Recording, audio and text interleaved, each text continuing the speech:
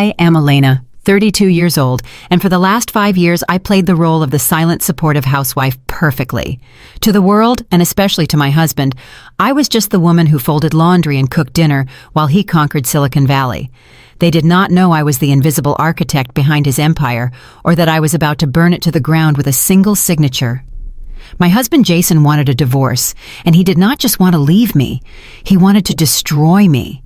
He demanded the mansion in Pacific Heights, the vintage Porsche collection, and total control of his tech company, Aura Tech. Everyone, even the court mediator, looked at me with pity, urging me to fight for my share. I did not fight. I looked him in the eye and gave him exactly what he asked for. He thought he was stripping me of my dignity.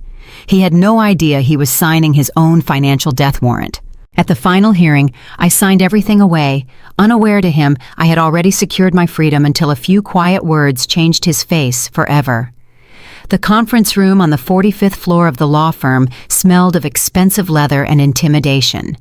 Through the floor-to-ceiling glass walls, the Golden Gate Bridge stood defiant against the fog, a stark contrast to the suffocation I felt inside, or rather the suffocation they expected me to feel. Across the mahogany table sat Jason, my husband of 5 years, and his shark of a lawyer, Brad. Jason was wearing a bespoke Tom Ford suit that cost more than my first car, his hair perfectly coiffed, his posture radiating the arrogance of a man who believes he has already won. I sat opposite them wearing a faded navy t-shirt from The Gap and jeans that had seen better days. My hands rested on my lap, deliberately devoid of any jewelry. I had left my wedding ring on the kitchen counter this morning, right next to the coffee maker Jason never learned how to use. Brad pushed a stack of documents toward me. The paper slid across the polished wood with a hiss that sounded like a snake striking. It was a settlement agreement thick enough to be a novel, but the plot was simple. Jason takes everything. Elena takes nothing. So Elena Brad began, his voice dripping with faux sympathy that made my skin crawl. Let us review the terms one final time to ensure you understand what you are agreeing to. As stated, Mr. Vance will retain sole ownership of the marital residence in Pacific Heights. He will retain full custody of the vehicle fleet, including the Porsche 911 and the Tesla Model X. Most importantly, he will retain 100% of the equity in Aura Tech, including all voting rights and future dividends. I watched Jason as his lawyer spoke.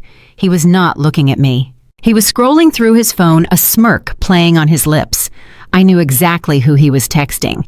Jessica, his 24-year-old executive assistant who had suddenly developed a taste for Tiffany jewelry and 5-star hotels on the company credit card.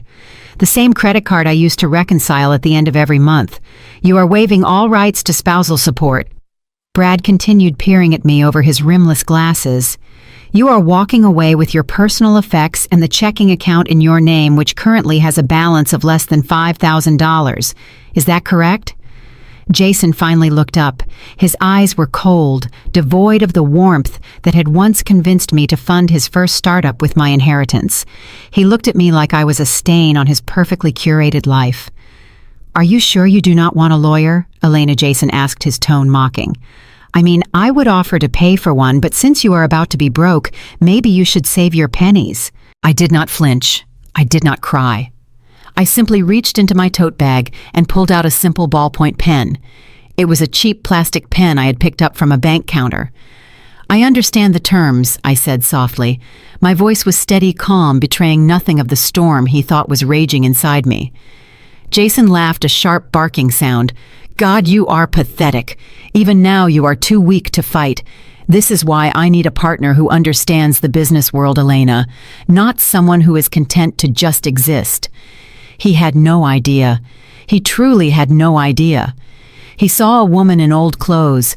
He did not see the former chief financial officer who had structured his company using a complex web of shell entities to minimize tax liability.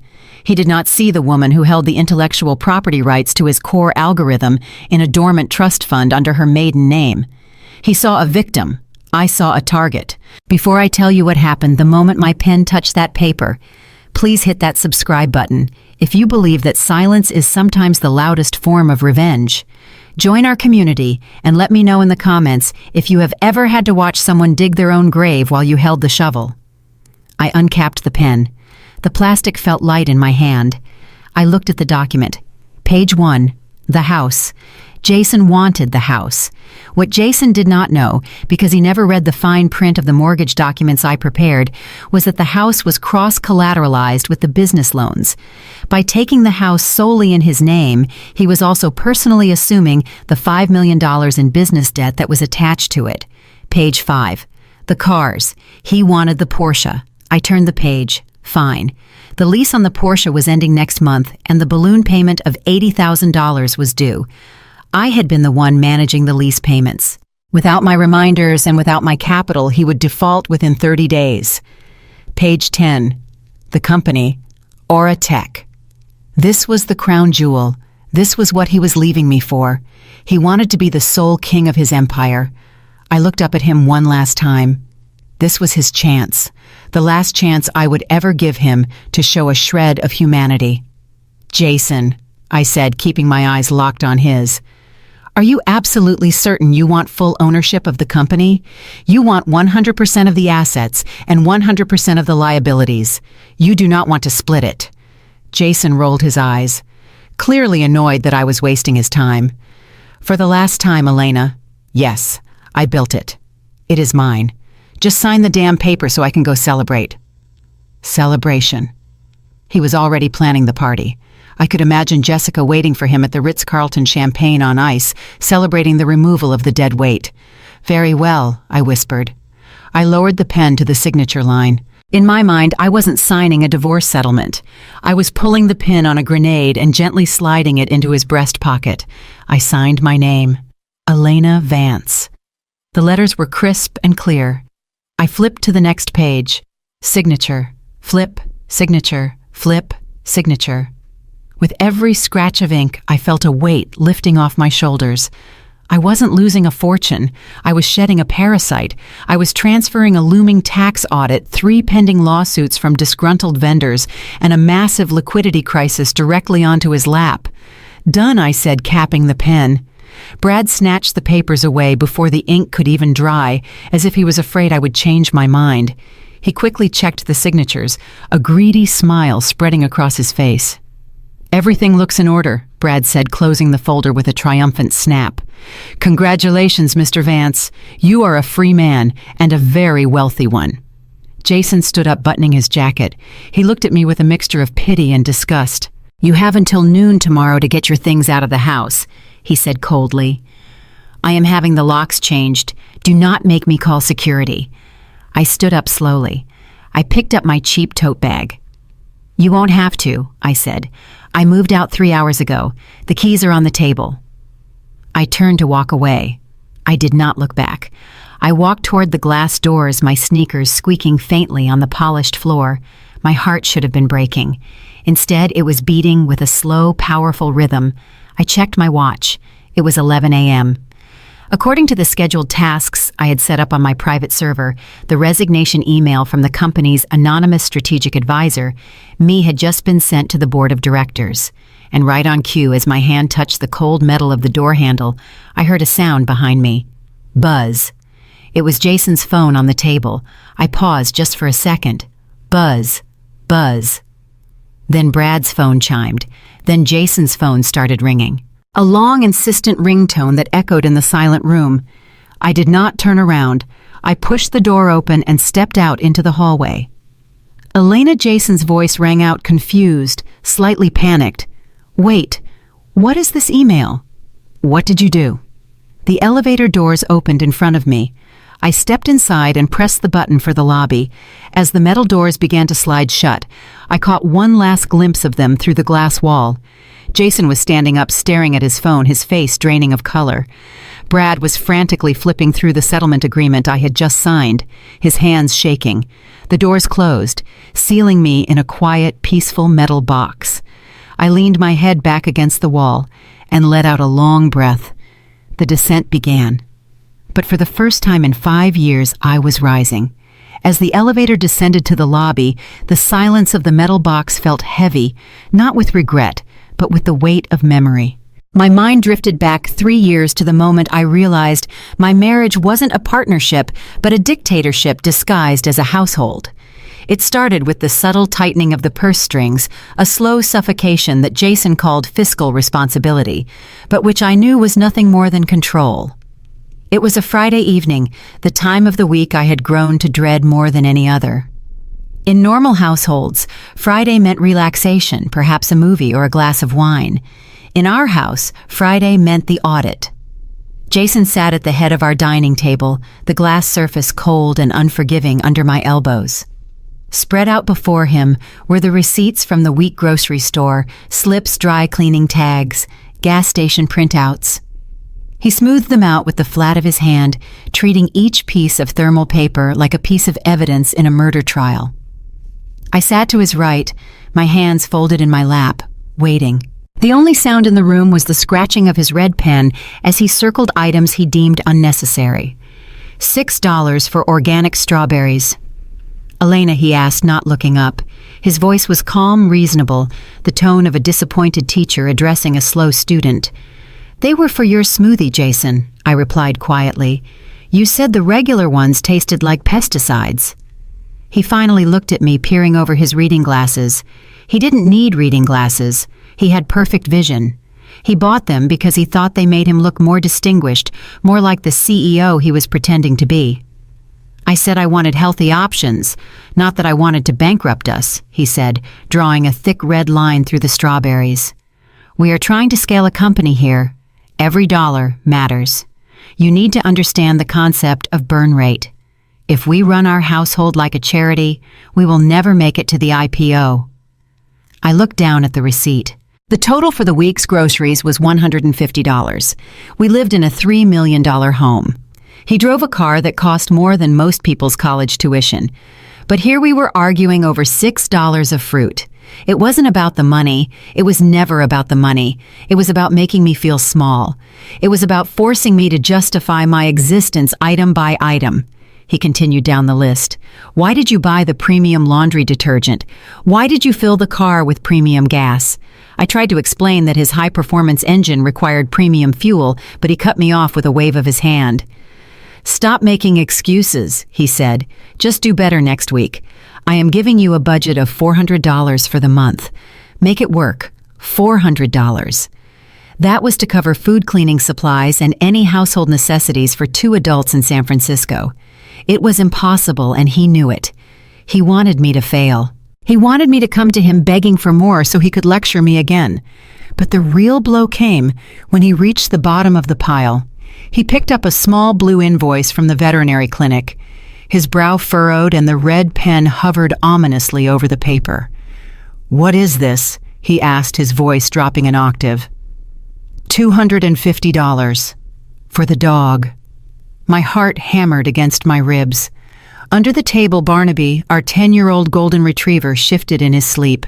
He let out a low groan. His hips were failing.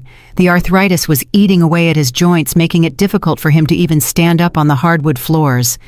"It is his pain medication, Jason," I said, my voice trembling slightly, despite my best efforts to remain stoic. "The vet said he needs the injections monthly now, or he won't be able to walk. He is in pain." Jason stared at the bill, then at the dog, then back at me. He tossed the invoice onto the table as if it were contaminated. "It is a dog, Elena. It is an animal. He is family," I countered, my hands clenching into fists under the table. "We have had him since before we were married. He is a liability." Jason corrected me coldly. "Look at the numbers. $250 a month is $3,000 a year. Over 5 years, that is $15,000. Do you know what $15,000 could do for Oratech's marketing budget?" I stared at him, unable to process the cruelty. "You cannot be serious. You want me to stop his medication? He will be in agony. I am saying we need to be realistic," Jason said, leaning back in his chair. "He is old. Maybe it is time to think about other options. Compassionate options." He meant putting him down. He was suggesting we kill my dog to save $200 a month. The air left my lungs. I looked at this man I had vowed to love and cherish, and I saw a stranger, a monster in a designer shirt. "I can't believe you," I whispered. Jason sighed, clearly annoyed by my emotional reaction. "Stop being dramatic. I am making executive decisions for the good of this family. I am carrying the financial weight of this entire house on my back, Elena. The least you can do is not waste resources on a dying animal. No more vet bills. If you want to keep him alive, you figure out how to pay for it out of your grocery allowance." He stood up, signaling the end of the meeting. He stretched his arms over his head, and as his sleeve pulled back, the light from the chandelier caught the glint of steel and ceramic on his wrist. I froze. It was a watch. Not just any watch. It was a brand new Rolex Submariner, the one with the green bezel they called the Hulk. "Jason," I said, my eyes fixed on his wrist. "What is that?" He looked down, admiring the timepiece, a smug smile spreading across his face. "Oh, it is an investment piece. Picked it up this afternoon."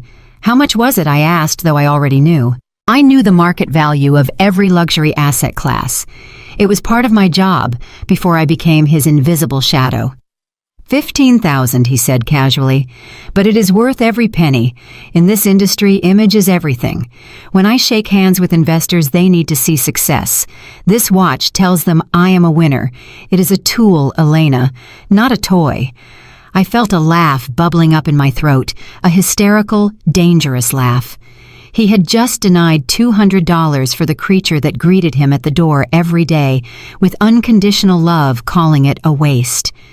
And in the same breath, he had spent $15,000 on a piece of jewelry to impress strangers who didn't care about him. The hypocrisy was so sharp, it felt like a physical wound. But I didn't scream. I didn't flip the table. I didn't point out that the investors would be more impressed by a solvent balance sheet than a wristwatch. Instead, I felt that eerie calm descend over me, the same calm that would later guide my hand at the divorce hearing. It was the realization that I was not dealing with a rational partner, but with a child playing dress-up. "I understand," I said. "You are right, image is important." Jason looked surprised, then pleased. He patted my shoulder, a gesture more suited for a dog than a wife. "Good girl. I knew you would get it eventually. Now clear this mess up. I have a call with Tokyo in an hour." He walked out of the room, leaving me with the receipts and the sleeping dog. The moment he was gone, the facade dropped. I knelt down beside Barnaby. He lifted his head, his brown eyes clouded with age but full of trust. I stroked his soft ears. "Do not worry, buddy," I whispered. "I got you." I waited until I heard Jason's study door close upstairs. Then I went to the pantry. I reached for the box of oatmeal on the top shelf, the one Jason never touched, because carbohydrates were the enemy. Deeply buried inside the oats, wrapped in a plastic bag, was a small black card. It was not a credit card linked to Jason's accounts. It was my Centurion card, the black card. It was linked to a trust I had set up 10 years ago, funded by the sale of a software patent I had developed in college, a patent Jason knew nothing about because he never asked about my life before him. I slipped the card into my pocket and grabbed my keys. I drove to the 24-hour veterinary hospital. I didn't just buy the pain medication. I ordered the premium joint supplements, the orthopedic memory foam bed, and the highest quality senior dog food they carried. The bill came to $600. When the receptionist asked for payment, I handed her the heavy titanium card. She raised an eyebrow, surprised to see such wealth coming from a woman in sweatpants who looked like she had been crying. "Is there a PIN?" she asked. "No," I said. "Just run it." The transaction approved instantly. No insufficient funds, no angry text message from Jason asking what I was buying, just the silent power of ownership. I drove home, the supplies hidden in the trunk of my car. I would sneak them in later, transferring the pills into old vitamin bottles so Jason wouldn't notice. When I walked back into the house, Jason was coming down the stairs for a glass of water. He saw me coming in from the garage. "Where were you?" he asked, suspicious. I took a deep breath. This was the performance. This was the tax I had to pay to keep my secret safe. I went to my parents' house. I lied. My voice trembled perfectly. I asked them for a loan, for Barnaby's medicine. Jason stopped. A slow smile spread across his face. It wasn't a smile of relief. It was a smile of victory. He loved this. He loved the idea of me debasing myself, begging my retired schoolteacher parents for money because he was too disciplined to give it to me. It confirmed his narrative that he was the strong provider and I was the dependent burden. "And did they give it to you?" he asked, taking a sip of water. "Yes," I said, looking at the floor. "My mom gave me $300 from her pension. She said she hopes you are doing well." Jason chuckled. He shook his head. "That is pathetic, Elena. Truly pathetic. But hey, if your parents want to throw their retirement money away on a dog, that is their business. At least you didn't touch my accounts." He walked past me, patting my cheek with a cold hand. "See," he said, "you figured it out. I am teaching you how to be resourceful. You will thank me one day." I watched him walk back upstairs, the Rolex glittering on his wrist. "You are right, Jason." I thought, my hand clutching the black card in my pocket. "I am learning. I am learning exactly how much you are worth, and I am learning exactly how to take it all away." That night, as I lay in bed next to him listening to the rhythmic ticking of his $15,000 watch, I didn't feel trapped anymore. I felt like a spy in enemy territory. He thought he had broken me. He thought he had forced me to beg. He didn't know that the loan from my parents was a lie. He didn't know that the dog sleeping comfortably on his new orthopedic bed downstairs was eating food that cost more than Jason's scotch. He was playing checkers, moving his little red pieces around, thinking he controlled the board. He didn't realize I was playing chess, and I had just moved my queen into position. This was just the beginning. The grocery receipts were a skirmish. The war was coming, and he wouldn't even see the first strike until he was already bleeding. If the grocery receipts were the private skirmishes of our marriage, the cocktail parties were the public executions. 2 months after the incident with the vet bill, Jason insisted I accompany him to a networking event in Palo Alto. It was a gathering of venture capitalists, tech founders, and the assortment of hangers-on who feed off the ecosystem of Silicon Valley. Jason was in his element. He was wearing a navy suit that was tailored to within an inch of its life, his hair gelled into a helmet of success. I was wearing a simple black dress, elegant, but understated, the kind of dress designed to make a woman look decorative, but not distracting. That was my role now. I was the ornament. I was the silent partner who nodded and smiled while the men discussed the future of the world. The room buzzed with the frantic energy of people trying to sell themselves. I could smell the desperation mixed with expensive cologne and Sauvignon Blanc. I held my glass of sparkling water like a shield, scanning the room for an exit that I knew I couldn't take. Jason gripped my elbow, steering me toward a group of men standing near the floor-to-ceiling windows. I recognized one of them immediately. It was Richard Sterling, a managing partner at one of the biggest VC firms on Sand Hill Road. I had actually negotiated a deal with Richard 6 years ago, back when I was CFO for a biotech startup that exited for $300 million. But I had used my maiden name then, and I had worn glasses and a severe bun. Now, with my contact lenses and my housewife disguise, I was invisible to him. Richard Jason boomed, extending his hand. "Good to see you. I wanted you to meet my better half. This is Elena." Richard turned, his eyes glazing over as they landed on me. He gave a polite, dismissive nod. "A pleasure, Elena. What line of work are you in?" I opened my mouth to speak. I was going to say that I was currently managing a private portfolio, or perhaps mention our past connection. But Jason cut in before I could form a syllable. "Oh, Elena is the CEO of our household." Jason laughed, looking around the circle for approval. "She keeps the domestic fires burning. Before we met, she was actually working as a cashier at a grocery store. Can you believe that I plucked her out of the checkout line and gave her a life?" The lie hit me like a physical slap. A cashier. I had never been a cashier. I had been a scholarship student at Wharton. I had been the youngest VP of finance at my previous firm. But to Jason, my past accomplishments were a threat. So he rewrote my history. He needed to be the savior. He needed me to be the Cinderella who was nothing until Prince Charming arrived with a credit card. The men chuckled politely. Richard looked at me with a mixture of pity and boredom. "That is charming," Richard said, turning back to Jason immediately. "So Jason, tell me about Aura Tech. I hear you are pivoting to AI integration." I stood there, a frozen smile plastered on my face. My blood was boiling, but I forced my breathing to remain steady. I took a sip of water, letting the cold liquid cool the fire in my throat. I listened as Jason launched into his pitch. He was using all the right buzzwords, synergy, disruption, machine learning, but his fundamental logic was flawed. He was talking about scaling the user base without a solid retention strategy. The conversation shifted to the current market volatility. Richard mentioned the rising interest rates and how they were squeezing the liquidity for Series B rounds. "It is a bloodbath out there," Richard said, shaking his head. "We are seeing valuations slashed by 40%. The era of cheap money is over. We need to focus on companies with immediate cash flow positivity."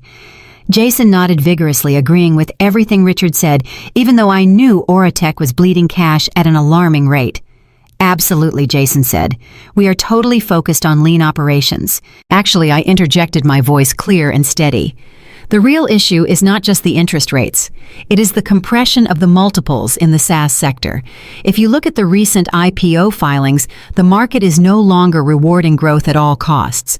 The correction is actually a return to fundamentals. Companies that can demonstrate a clear path to unit economics within 12 months are still seeing healthy term sheets." The circle of men went silent. Richard looked at me, really looked at me for the first time. His eyebrows shot up. "That was actually a very astute observation, Elena. You are referring to the rule of 40, aren't you?" I nodded. "Exactly. If your growth rate plus your profit margin exceeds 40%, you are still viable. But Jason's sector is currently averaging 20%, which makes it high risk unless he pivots his revenue model to a subscription basis rather than ad-supported." For a second, I saw a spark of respect in Richard's eyes. I felt a flicker of my old self, the woman who commanded boardrooms, coming back to life. Then Jason's hand clamped down on my shoulder. His fingers dug into my flesh, painful and possessive. "Honey," he said, his voice tight and dangerously low. "I think Richard's glass is empty. Why don't you go to the bar and get us a round? The men are talking business. You are confusing them with your little articles you read online." The silence that followed was deafening. It wasn't the silence of respect. It was the awkward, horrified silence of people witnessing a public humiliation. Richard looked uncomfortable. He looked from Jason to me, sensing the toxicity radiating off my husband. I am fine, actually," Richard mumbled. "Nonsense," Jason insisted, pushing me slightly toward the bar. "Go on, Elena. Be a good girl. Get me a scotch." "Neat." I looked at Jason. His eyes were hard, daring me to make a scene. He was terrified. He was terrified that I sounded smarter than him. He was terrified that for 5 seconds the spotlight had shifted from him to his cashier wife. I slowly removed his hand from my shoulder. I didn't squeeze it. I didn't scratch him. I just lifted it off me as if it were a piece of lint. "Of course, Jason," I said, my voice eerily calm. "I wouldn't want to interrupt the important work of talking." I turned and walked away. I could feel their eyes on my back. I walked straight to the bar, my heels clicking on the marble floor. I didn't order his scotch. I ordered another sparkling water with lime. I stood with my back to the room, staring at my reflection in the mirror behind the bar. My face was composed, but my mind was calculating. Every insult was a data point. Every public dismissal was evidence. He was building a case against himself, and he was too arrogant to see it. As I stood there, I twisted the ring on my right hand. It wasn't my wedding ring. It was a vintage Art Deco ring I had bought for myself at an auction in London 3 years before I met Jason. It was a 1925 platinum setting with a rare 4-carat cushion-cut sapphire surrounded by diamonds. It was worth more than the down payment on our first house. Jason had never asked about it. When he first noticed it, he asked if I got it at a vintage flea market. I had said yes. Since then, he referred to it as my costume jewelry. Nice piece. The voice was deep, smooth, and laced with a warmth that was entirely absent in this room. I turned to see Marcus standing next to me. Marcus was my sister-in-law, Chloe's husband. He was a tall, elegant black man with the kind of quiet confidence that didn't need to shout. He was an award-winning architect, a man who built skyscrapers that changed skylines, yet the Vance family treated him like the help. Chloe, Jason's vacuous sister, paraded him around like an accessory, but her mother Patricia always looked at him with veiled suspicion. Marcus was the only person in Jason's orbit who I tolerated. Actually, I respected him. He was an outsider like me. He saw things. "Hi, Marcus," I said, relaxing my shoulders for the first time that night. "I didn't know you were coming. Chloe wanted to come," he said, taking a sip of his bourbon. "She is over there trying to convince a tech blogger to feature her Instagram page. I needed a break." He nodded toward my hand. "I am serious, Elena. That is a hell of a ring. Is that a Cartier?" I looked at him surprised. Marcus was an architect. He understood design structure and provenance. He had an eye for quality that Jason completely lacked. "It is," I whispered. 1925. "How did you know?" The setting, Marcus said, leaning in closer to admire the details. "The millgrain work on the edges, and the clarity of that sapphire. That is not glass, Elena. That is a Kashmiri sapphire. I designed a vault for a client last year who had a collection of these. I know what I am looking at." He looked up at me, his dark eyes searching mine. "Jason thinks it is costume jewelry, doesn't he?" I nodded. "He thinks I bought it for $50 at a thrift store." Marcus shook his head, a sad smile playing on his lips. "He doesn't see you, Elena. He looks right at you, but he doesn't see you. That ring is worth, what, 300,000, 350, I corrected him softly. "And you wear it to these parties right under his nose," Marcus murmured. "That is bold. I like it. It is like you are hiding a superpower in plain sight." Before I could answer, a shadow fell over us. Jason had finished his conversation with Richard and had come to claim his drink. He looked annoyed to see me talking to Marcus. To Jason, Marcus was just Chloe's husband, someone beneath him on the social ladder. "There you are," Jason said, ignoring Marcus completely. "Where's my scotch? I didn't get it," I said simply. The line was too long. Jason scoffed. He looked at Marcus, then down at my hand, which Marcus was still admiring. "Oh, are you showing Marcus your little trinket?" Jason laughed. "Marcus, don't let her bore you. She loves that old junk. I keep telling her I will buy her a real diamond. Something modern, maybe a Tiffany solitaire, but she insists on wearing that old glass thing. It looks like something a fortune teller would wear." I felt Marcus stiffen beside me. I saw his jaw tighten. He looked at Jason, then at the ring, then back at Jason. "Actually, Jason," Marcus said, his voice cool and level, "this isn't glass. The geometry of the cut suggests it is a vintage cushion. And the refraction." Jason cut him off with a wave of his hand. "Don't try to be polite, Marcus. We all know it is fake. Just like we know you architects love to romanticize old crumbling things. In tech, we care about the new, the shiny, the valuable." He grabbed my left hand, the one with the wedding band he had bought, a flashy, overpriced diamond with poor clarity, but big size. "This is value, Marcus," Jason said, flashing my wedding ring under the bar lights. "This is what success looks like." I looked at Marcus. I saw the urge in his eyes to correct him. I saw the urge to tell Jason that the ring on my right hand could buy and sell his success 3 times over. I gave Marcus a tiny, imperceptible shake of my head. "Not yet." Marcus understood. He took a deep breath and took a step back. "You are right, Jason," Marcus said, his voice laced with a sarcasm so subtle Jason missed it entirely. "You certainly know the price of everything." "Exactly." Jason preened, missing the second half of the quote, that he knew the value of nothing. "Come on, Elena. Richard wants to introduce us to the founder of a crypto exchange. Try not to embarrass me this time." He dragged me away. As I followed him, I looked back at Marcus. He raised his glass to me in a silent toast. That moment stayed with me. It was the moment I realized I wasn't alone. Marcus knew. He didn't know the full extent of my plan, but he knew I was more than the cashier Jason claimed I was. And as Jason paraded me toward the crypto bro babbling about tokens and blockchain, I twisted the sapphire ring on my finger. It felt heavy. It felt real.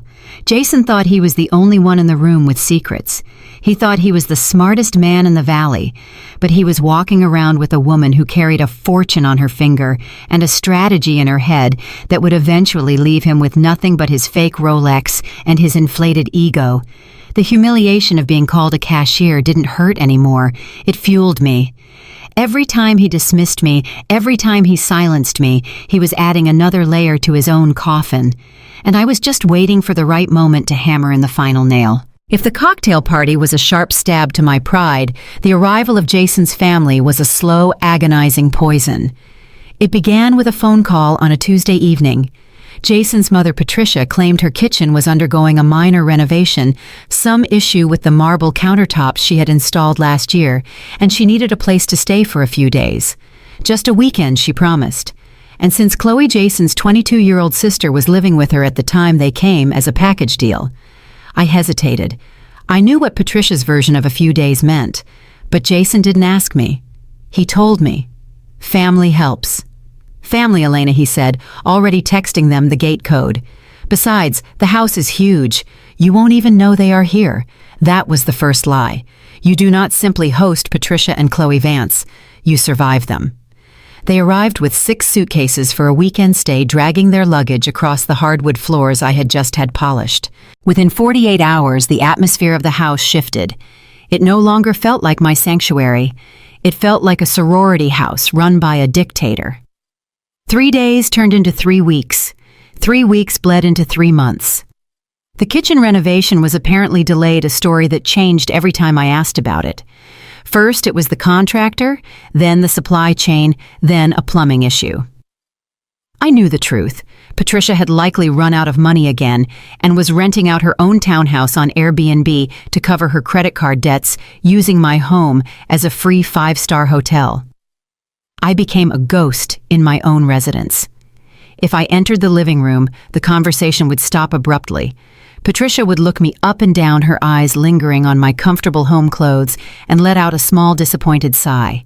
"Still wearing those leggings, Elena," she would say, sipping the wine I had bought. "You know Jason is a CEO now. He needs a wife who dresses for the role even at breakfast. When I was your age, I wouldn't dare let my husband see me without lipstick." I ignored her, retreating to my home office, but the invasion was total. My grocery bill tripled. Chloe had a taste for organic cold-pressed juices that cost $12 a bottle, which she would take one sip of and leave rotting on the counter. Patricia insisted on the heating being set to 75 degrees at all times, causing the utility bill to spike. I paid for it all.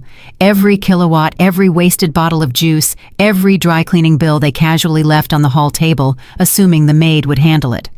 We didn't have a maid. We had me. But the financial drain was manageable. I could afford them. What I could not afford was the erasure of my identity. It happened on a Thursday. I had spent the day at the library handling some remote consulting work for a client in Zurich. When I unlocked the front door, the silence in the house felt different. It was heavier. I walked down the main hallway, the gallery corridor where I kept my small but curated art collection. I stopped dead in my tracks. The wall on the left was bare. Hanging there for the last 4 years had been a charcoal sketch by a rising Berlin artist I had discovered during a trip to Germany. It was a stark, moody piece full of sharp angles and raw emotion. It wasn't just decoration. It was an investment. I had bought it for $8,000, and its value had recently appraised at $25,000. It was gone. In its place hung a canvas print, a mass-produced garish picture of a Tuscan vineyard with oversaturated colors, the kind you buy at a discount home goods store for $19. My heart hammered against my ribs. I dropped my keys and ran to the kitchen. Patricia was sitting at the island flipping through a magazine. Chloe was painting her nails, the smell of acetone filling the room where I usually prepped dinner. "Where is it?" I asked, my voice trembling with controlled rage. Patricia didn't look up. "Where is what, dear? You look flushed." "The sketch," I said, gripping the edge of the marble island, the art that was in the hallway. "Where is it?" "Oh, that depressing gray thing." Patricia waved her hand dismissively. "I got rid of it. You, what?" I felt the blood drain from my face. "I took it down," she said, finally looking at me with a condescending smile. "Honestly, Elena, it was bringing down the energy of the whole house. It looked like something a depressed child would draw. I replaced it with something more vibrant. That Tuscan scene is much more welcoming, don't you think?" It reminds Jason of our trip to Florence when he was a boy. I stared at her, unable to process the level of violation. You threw it away. Well, I put it out with the recycling, she said. The truck came about an hour ago. I felt like I had been punched in the gut. She had thrown $25,000 into a garbage truck because she didn't like the aesthetic. It wasn't just the money. It was the disrespect. It was the deliberate destruction of the one thing in this house that was solely mine. I turned and ran out the front door, sprinting down the driveway to the curb. The bins were empty. The truck had already come. The sketch was gone, pulped, destroyed. I stood there on the street, breathing hard, my hands shaking. I walked back into the house, walking past the hideous vineyard print that mocked me from the wall. I walked straight upstairs to the guest wing. I needed to know how deep this rot went. As I passed the bathroom Chloe was using, I saw the door was ajar. I glanced in. The counter was littered with makeup products, cheap drugstore brands mixed with... I stopped. Sitting right in the center of the mess was my jar of La Prairie Skin Caviar. The blue jar. The cream that cost $600 an ounce. I kept it hidden in the back of my vanity drawer in the master bathroom. I pushed the door open. The jar was empty, scooped clean. I looked at the trash can. There were cotton pads soaked in the expensive cream used to wipe up spills on the counter. She hadn't just used it, she had wasted it. She had treated liquid gold like it was hand soap. And next to it was my vintage Chanel compact, the one from the 1990s collection. It was open, the powder smashed, likely dropped on the floor, and left there. I felt a coldness settle in my chest that was absolute. This wasn't carelessness. This was hostility. I grabbed the empty jar and the broken compact. I marched downstairs. Jason had just come home. He was in the living room loosening his tie while Patricia poured him a glass of wine. Chloe had wandered in, blowing on her wet nails. "Jason, we need to talk," I said. I didn't raise my voice, but the tone cut through the room like a scalpel. Jason looked annoyed. "I just walked in the door, Elena. Can I get 5 minutes of peace?" I held up the empty blue jar. "Chloe went into our master bathroom and stole this. She used $600 worth of cream in 3 weeks. And your mother threw away my art. My Berlin sketch. She put it in the trash, Jason." I looked at Patricia. "Tell him, Patricia. Tell him you threw away a $25,000 asset because it was depressing." Patricia gasped, clutching her pearls in a performance worthy of an Oscar. "Asset. Oh, please, Elena. It was a scribble.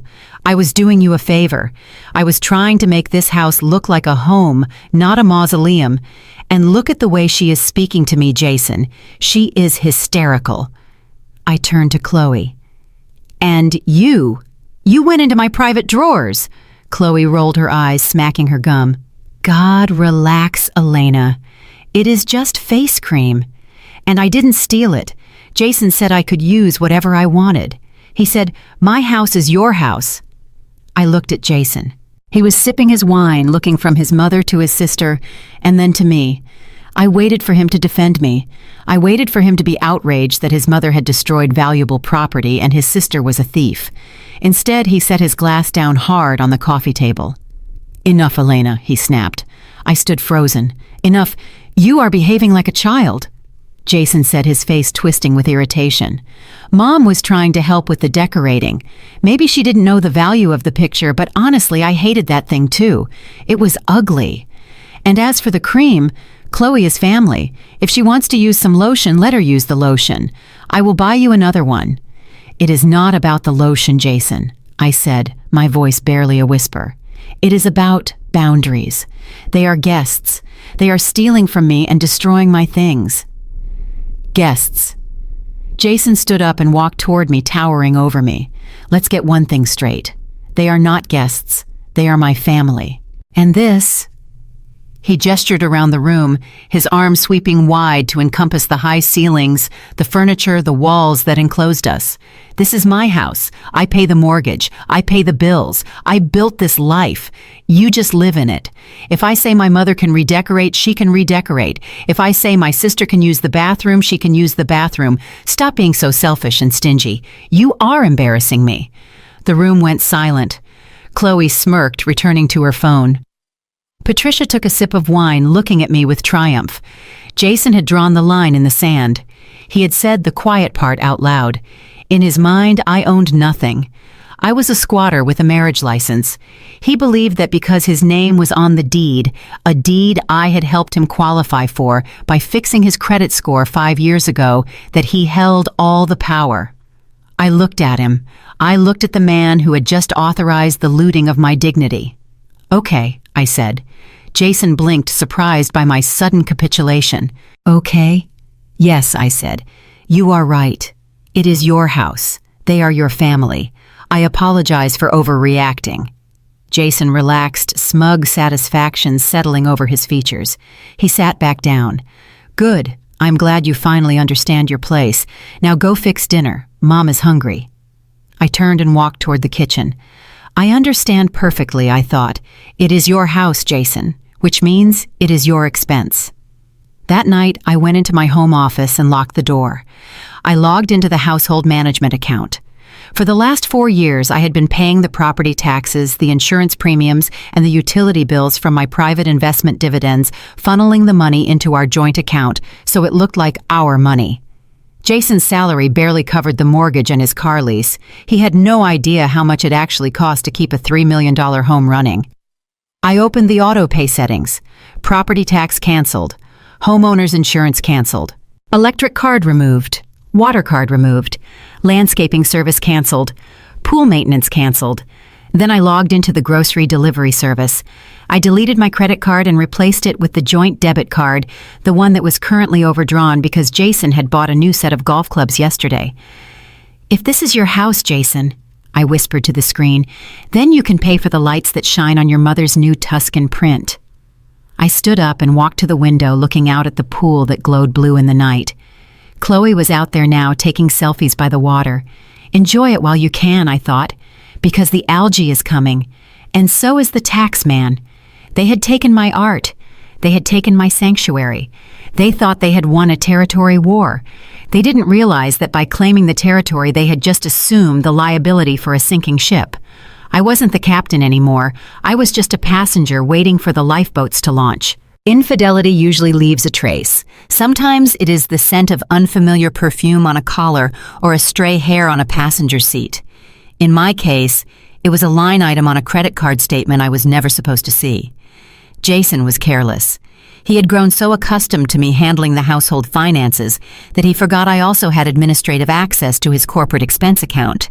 He thought he was being clever by hiding his affair under the guise of business expenses, but he forgot that I knew the difference between a client dinner and a romantic getaway. It was a Tuesday morning. The house was quiet. Jason was at the office, or so he said. I was in my study reconciling the monthly statements for Auratech. I scrolled through the list of transactions, server costs, software subscriptions, office catering. Then my finger stopped on the mouse. There were 2 charges that did not fit the pattern. The first was for the St. Regis Hotel in Carmel. 2 nights, Ocean View Suite. The dates coincided with the Tech Innovators Conference Jason claimed he was attending in San Jose. San Jose was an hour away from Carmel. You do not book a $2,000 a night suite in Carmel for a conference in Silicon Valley unless the conference is taking place in a bed. The second charge was more personal. Tiffany and Company, $2,200. My heart did not race. My hands did not shake. I felt that familiar cold clarity wash over me. I clicked on the transaction details. The item code corresponded to an 18-karat gold open heart pendant. I instinctively touched my own neck. I was wearing a simple silver chain. Jason had not bought me jewelry in 4 years. The last gift he gave me was a vacuum cleaner for Christmas. I sat back in my chair and closed my eyes. I visualized the recipient. It had to be Jessica, the 24-year-old executive assistant who had been looking at me with thinly veiled amusement for months. The one who always lingered a little too long in Jason's office. I did not call him. I did not scream. I printed the statement, folded it neatly, and placed it in the safe where I kept my birth certificate and the deed to the house. This was not a tragedy. This was leverage. The confirmation came 3 days later. Jason called me at 4 p.m. "Elena," he said, his voice brisk and important. I am bringing Jessica home for dinner tonight. We have a crisis with the Q3 deck, and we need to pull an all-nighter. Have something ready by 7, nothing too heavy. She watches her figure. He hung up before I could answer. He was bringing her into my home. He was bringing the woman wearing the necklace bought with company funds that were technically draining the equity of our shared assets into the house I maintained. It was a power move. He was testing me.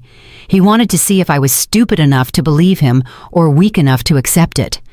I decided to be neither. I decided to be the perfect hostess. I prepared a dinner of seared scallops and risotto. I set the table with the good crystal, the Waterford glasses I had inherited from my grandmother. I lit candles. I dressed in a soft gray cashmere sweater and dark trousers, looking every inch the supportive wife. They arrived at 7:15. Jason walked in first, tossing his keys on the entry table without looking at me. Jessica followed. She was wearing a tight black dress that was entirely inappropriate for a work session and high heels that clicked sharply on the marble floor. Around her neck, gleaming under the foyer chandelier, was the gold open heart pendant. "Hi, Elena," Jessica said, flashing a bright, artificial smile. "So sorry to intrude. Jason said you wouldn't mind. We just have so much work to do." She touched the necklace as she spoke, her fingers tracing the curve of the gold. It was a subconscious tick, a way of marking ownership. "Not at all," I said, my voice smooth. "Welcome. Dinner is ready." We moved to the dining room. Jason sat at the head of the table. Jessica sat to his right. I took my usual seat to his left. The dynamic shifted immediately. They began talking about the business using acronyms and jargon that they assumed I didn't understand. "The burn rate is accelerating," Jason said, cutting into a scallop. "We need to pivot the narrative for the board." "Exactly," Jessica agreed, leaning forward so her cleavage was visible to him. "If we position the losses as strategic infrastructure investment, they will buy it." I took a sip of my wine. They were wrong. The board wouldn't buy it because the cap table was already over-leveraged. But I said nothing. I just watched them. "Elena," Jason said, suddenly snapping his fingers. "We are out of wine. Get another bottle. And make it the 98 Cabernet. Jessica likes red." I looked at him. The bottle was on the sideboard 3 feet from his chair. "You want me to get it?" I asked. "Well, I am in the middle of a sentence," Jason said, annoyed. "Be useful, will you?" I stood up. I walked to the sideboard. I opened the bottle of Chateau Margaux 1998, a bottle from my personal collection that I had bought at auction 5 years ago. A bottle worth $800. I poured it into their glasses. "Thank you, Elena," Jessica said. Her tone was sweet, but her eyes were mocking.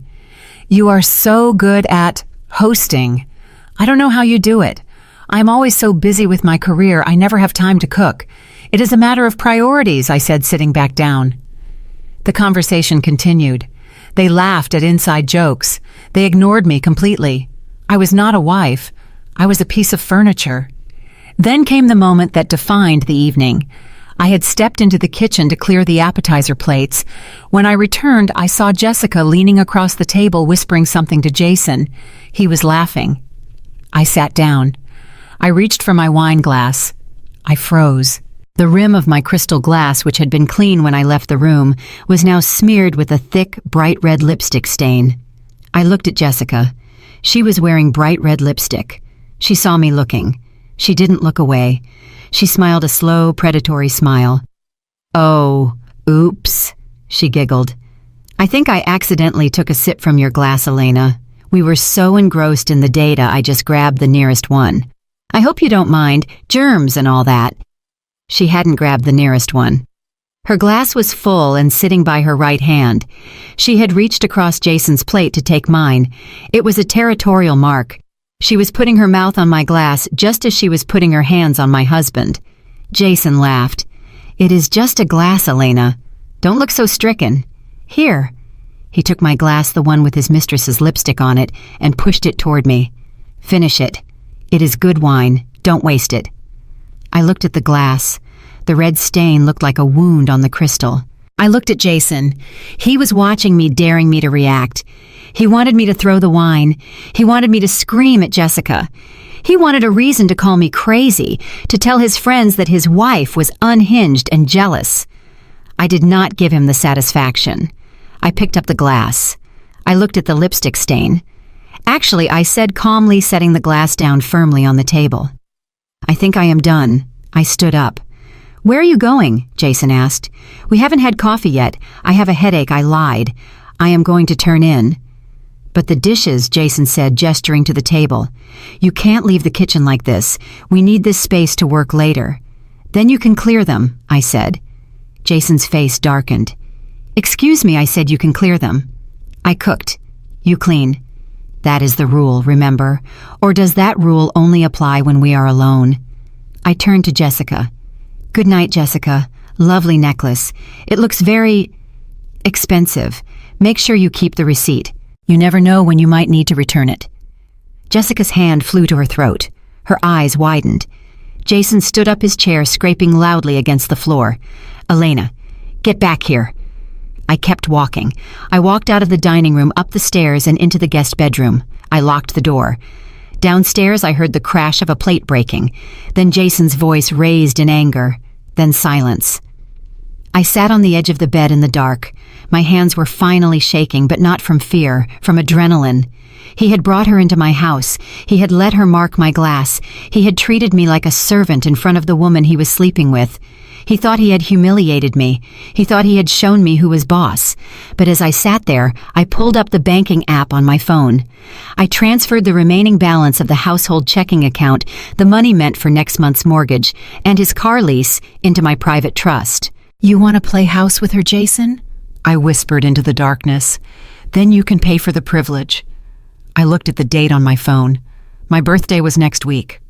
I had a feeling I knew exactly what my present was going to be. And I was ready. The lipstick on the glass was not a stain. It was a seal. A seal on the end of my marriage and the beginning of his ruin. Most people expect cake on their 32nd birthday, maybe flowers, maybe a dinner where the people who claim to love you sing off key and make you feel special for one rotation of the earth. I did not expect a party. After the last few months of humiliation, I knew better than to hope for affection. But as I turned my car onto the winding driveway of our Pacific Heights home, I allowed myself a small, foolish fantasy. I imagined that maybe, just maybe, Jason would have remembered. Perhaps there would be a card on the counter, a quiet acknowledgement that I existed. I was wrong. The first thing I saw was not a balloon or a welcome home sign. It was my Samsonite suitcase. It was lying face down in the middle of the manicured lawn, right in the path of the automatic sprinklers that had just clicked on. The water hissed rhythmically, soaking the gray fabric, darkening it with every sweep of the mechanical head. I stopped the car. I sat there for a moment, my hands gripping the steering wheel so hard my knuckles turned white.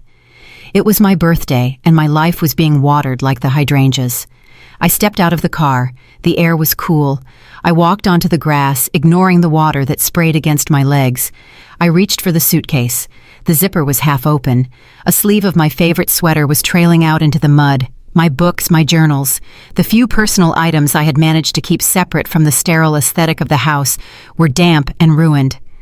I did not drag the suitcase inside. I left it there. I needed to hear him say it. I needed to see his face when he did this. I walked to the front door. It was unlocked. Inside the house was warm and smelled of expensive cedarwood candles. Jason was sitting in the living room on the white leather sofa. He was not alone. His mother, Patricia, was there too. They were drinking champagne. My champagne. They looked up as I entered. There was no guilt in their eyes, only the cold, impatient look of people who have been waiting for the trash to take itself out. "Happy birthday, Elena," Jason said. He took a sip of the golden liquid, savoring it. "I packed for you." Although looking at that wet mess on the lawn, I might have been a bit hasty. I stood in the center of the room, water dripping from the hem of my jeans onto the Persian rug. Why, I asked. It was the only word I could form. Jason sighed, setting his glass down. He reached for a manila envelope on the coffee table and slid it across the polished surface. It stopped inches from my feet. "Because we are evolving, Elena, and you are not." I looked down at the envelope. I didn't need to open it to know what it was. The weight of the paper, the legal size, the ominous thickness. Aura Tech is filing for its IPO next month. Jason continued, his voice taking on that rehearsed corporate cadence he used when lying to investors. We are looking at a valuation of over $1 billion. I am going to be the face of a unicorn company. I will be on magazine covers. I will be ringing the bell at the New York Stock Exchange. He stood up and walked toward me, stopping just outside of touching distance, as if afraid my failure might be contagious. I need a partner who fits that narrative, Elena. I need a wife who can charm the board, who looks good on a yacht in the Mediterranean, who understands the difference between a Pinot Grigio and a Montrachet without me having to kick her under the table. He gestured to his mother, who nodded in agreement. Mom and I discussed it. You were useful in the beginning. You kept the books when we were a garage startup. You made sure the lights stayed on. I appreciate that, truly. But you are a back-end operator, Elena. You are infrastructure. And now I need a storefront. I stared at him. The word echoed in my mind. Useful. I was a wrench he had used to tighten the bolts, and now that the machine was running, he was tossing me back into the toolbox. So that is it, I asked, my voice dangerously steady. I am a depreciating asset. Jason chuckled. God, you always have to make it sound so clinical. Look, it is not just about the image. It is about compatibility. Jessica understands the pressure I am under. She is hungry. She is ambitious. You are content to clip coupons and play with the dog. You are holding me back. Patricia chimed in, unable to help herself. We are just thinking of your happiness too, dear. You have always looked so uncomfortable in this world. You don't belong here. Jason is doing you a kindness. He is setting you free to find someone more at your level. Maybe a nice school teacher or a mechanic. Jason checked his watch. The Rolex I knew was fake, but he believed was real. The lawyers drew up the papers, he said. It is a generous offer. You get to keep your car provided you take over the payments. You get your personal effects. I keep the house, the company, and the investments. Since I generated all the wealth, it is only fair. He generated the wealth. The man who couldn't calculate a tip without a calculator. The man whose entire seed capital came from a blind angel investor. He never met an investor that was actually me funneling my trust fund money through a shell company in Delaware. I looked at the envelope on the floor.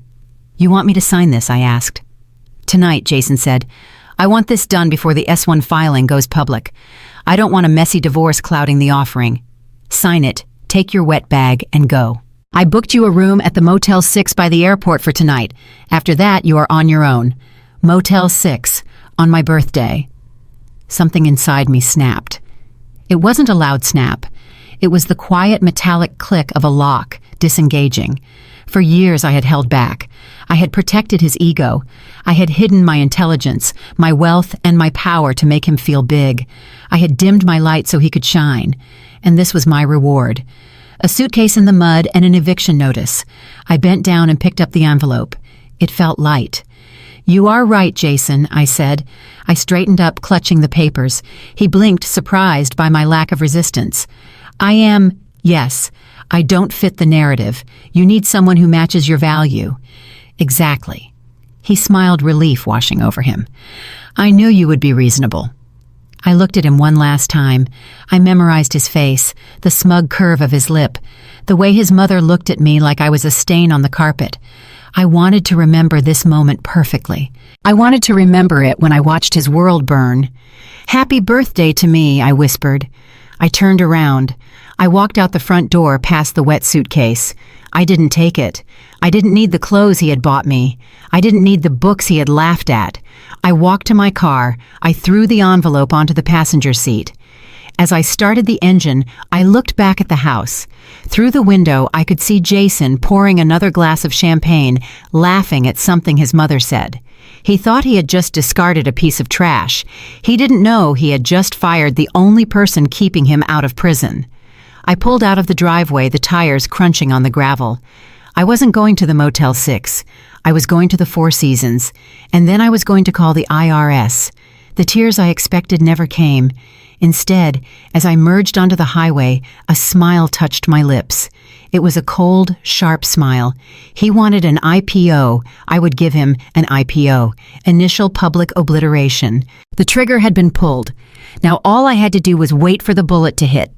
The first rule of hunting is camouflage. If you want the predator to walk into the trap, you have to look like prey. You have to look weak, wounded, and defenseless. After driving away from the mansion on my birthday, I did not go to the Four Seasons as I had initially planned. That would have been satisfying, but it would have been a tactical error. A woman staying at a five-star hotel implies resources. It implies a safety net. Jason needed to believe I was free-falling. He needed to believe that without him, I was nothing more than the cashier he had invented in his mind. So I drove to the Tenderloin district. I found a studio apartment in a building where the front door lock was broken and the hallway smelled of stale cigarette smoke and boiled cabbage. The landlord, a man named Mr. Henderson, who paid more attention to his racing form than my credit check, took the first month's rent in cash and didn't ask questions. The apartment was a masterpiece of misery.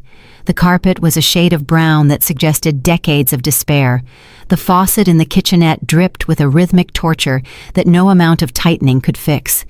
The view from the single grimy window was a brick wall and a fire escape where pigeons fought over scraps of trash. It was perfect. I unpacked my wet suitcase. I hung my ruined sweater over the shower curtain rod. Then I sat down on the lumpy mattress that sagged in the middle and placed my phone on the scratched laminate nightstand. And then I waited. The silence was my weapon. For 5 years, I had been available. I had been the wife who answered on the first ring. I had been the problem solver who replied to texts within seconds. Jason was addicted to my responsiveness. He fed on it. Whether he was praising me or berating me, he needed my reaction to validate his existence. He was a narcissist, and I was his primary source of supply. By cutting off the supply, I knew I would induce a state of panic, not because he missed me, but because he couldn't control me. The first call came at 8 a.m. the next morning. It was Jason. I watched the screen light up. I watched his name dance across the glass. I let it ring. It rang 4 times, then went to voicemail. 2 minutes later, a text message. "Where are you? Mom is asking for the gate code." She forgot it. I did not reply. An hour later, another call, then another. By noon, the texts had shifted from administrative questions to aggression. "Pick up the phone, Elena. Stop acting like a child. We need to discuss the settlement." I made a cup of tea using the hot plate I had bought at a thrift store. I sipped it slowly, listening to the sirens wailing outside. The tea tasted like dust, but to me, it tasted like victory. At 2:00 p.m., I opened my laptop. I composed a single email. I did not address him as Jason or Honey. I did not ask how he was. I stripped all emotion from the text until it read like a generated system response. Subject gate code query to Jason Vance. The code is 4921. Please direct all future communication regarding the dissolution of marriage to this email address. I will not be answering phone calls. Regards, Elena. I hit send. The response was immediate. My phone started vibrating so hard it nearly walked off the table. He was calling again. He was furious. How dare I dictate the terms of communication? How dare I reduce him to an email contact? I imagined him standing in our kitchen, his face red, pacing back and forth, while his mother whispered poison in his ear. "She is playing games, Jason. She wants you to chase her. Don't give her the satisfaction." But he couldn't help himself. He left a voicemail. I played it on speakerphone, my face impassive. "Elena, this is ridiculous. Pick up the damn phone. You think you can just ghost me? I am the one who is divorcing you. Remember, you don't get to set boundaries. I need to know where you are. I need to know you are not doing something stupid with the car. It is still in my name, Elena. If you scratch it, I will sue you." I deleted the voicemail. For the next 3 days, I lived in that small, dark room. I ate instant noodles. I wore the same sweatpants. I let my hair go messy. But while my physical body was stagnating, my digital self was working overtime. I used the encrypted Wi-Fi connection I had set up to access the back end of Auratech's servers. I wasn't changing anything yet. I was just watching. I saw the frantic emails Jason was sending to his board, promising them that the IPO was on track. I saw the messages to Jessica complaining about his crazy ex-wife, who was probably having a breakdown in a gutter somewhere. "She is gone, babe," he wrote to Jessica. "Totally checked out, probably crying her eyes out in some motel. She won't be a problem." I smiled. Keep thinking that Jason. On the fourth day, I decided to give him a glimpse of what he wanted to see. I knew he would track my location eventually. I had left the GPS on my phone active on purpose. I waited until I saw his Porsche pull up across the street. He didn't come up. He wouldn't be caught dead in a building like this. He just wanted to verify my squalor. I walked to the window and pulled back the curtain slightly. I made sure to look tired. I slumped my shoulders. I held a tissue in my hand. I saw him down there sitting in his leather seat, looking up at the peeling paint of the apartment complex. He lowered his sunglasses. I could see the smirk even from 3 stories up. He saw exactly what he wanted to see. His wife broken, living in poverty, reduced to nothing without him. He took a picture with his phone, probably to show his mother, probably to laugh about over dinner. "Look at where she ended up," they would say. "We really did save ourselves just in time." He drove away the engine of the Porsche, roaring down the street, shaking the loose window pane in my frame. I let the curtain fall back into place. I walked to the desk and opened my laptop again. He was satisfied. He felt superior. He felt safe. That was the signal I needed. I opened the folder marked Project Silence. Inside were the draft documents for the patent revocation, the letters to the IRS, the notification to the bank regarding the cross-collateralization of the mortgage. I had spent 3 days in silence, not because I was grieving, but because I was aiming. I opened a new email draft. Subject Settlement Agreement Review. To Jason Vance, I have reviewed your proposal. I am willing to proceed without legal counsel to expedite the process. I will sign whatever you need. I just want this to be over. Regards, Elena. I hit send. The trap was set. He thought my silence was the silence of the defeated. He didn't know it was the silence of a sniper holding her breath before the shot. I looked around the shabby apartment.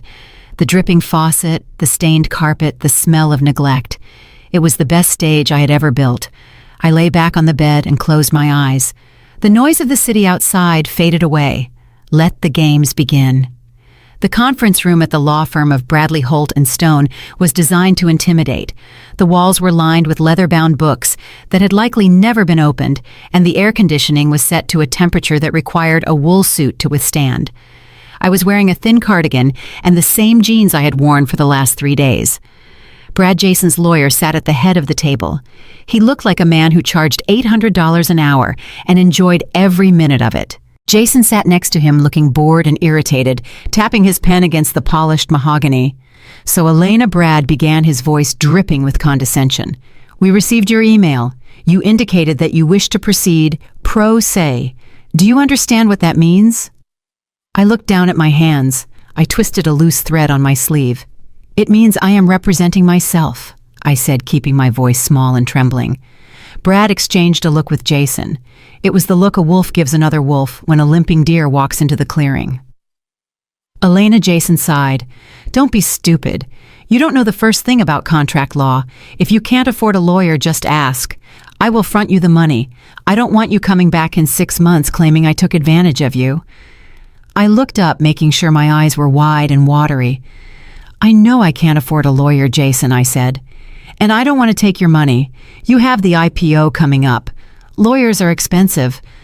I just thought, if we can agree on things calmly, we can save $50,000. That is money you can use for the company or for your new life." Jason froze. The mention of saving money appealed to his greed. The mention of his new life appealed to his ego. He sat back, the irritation fading into a smug satisfaction.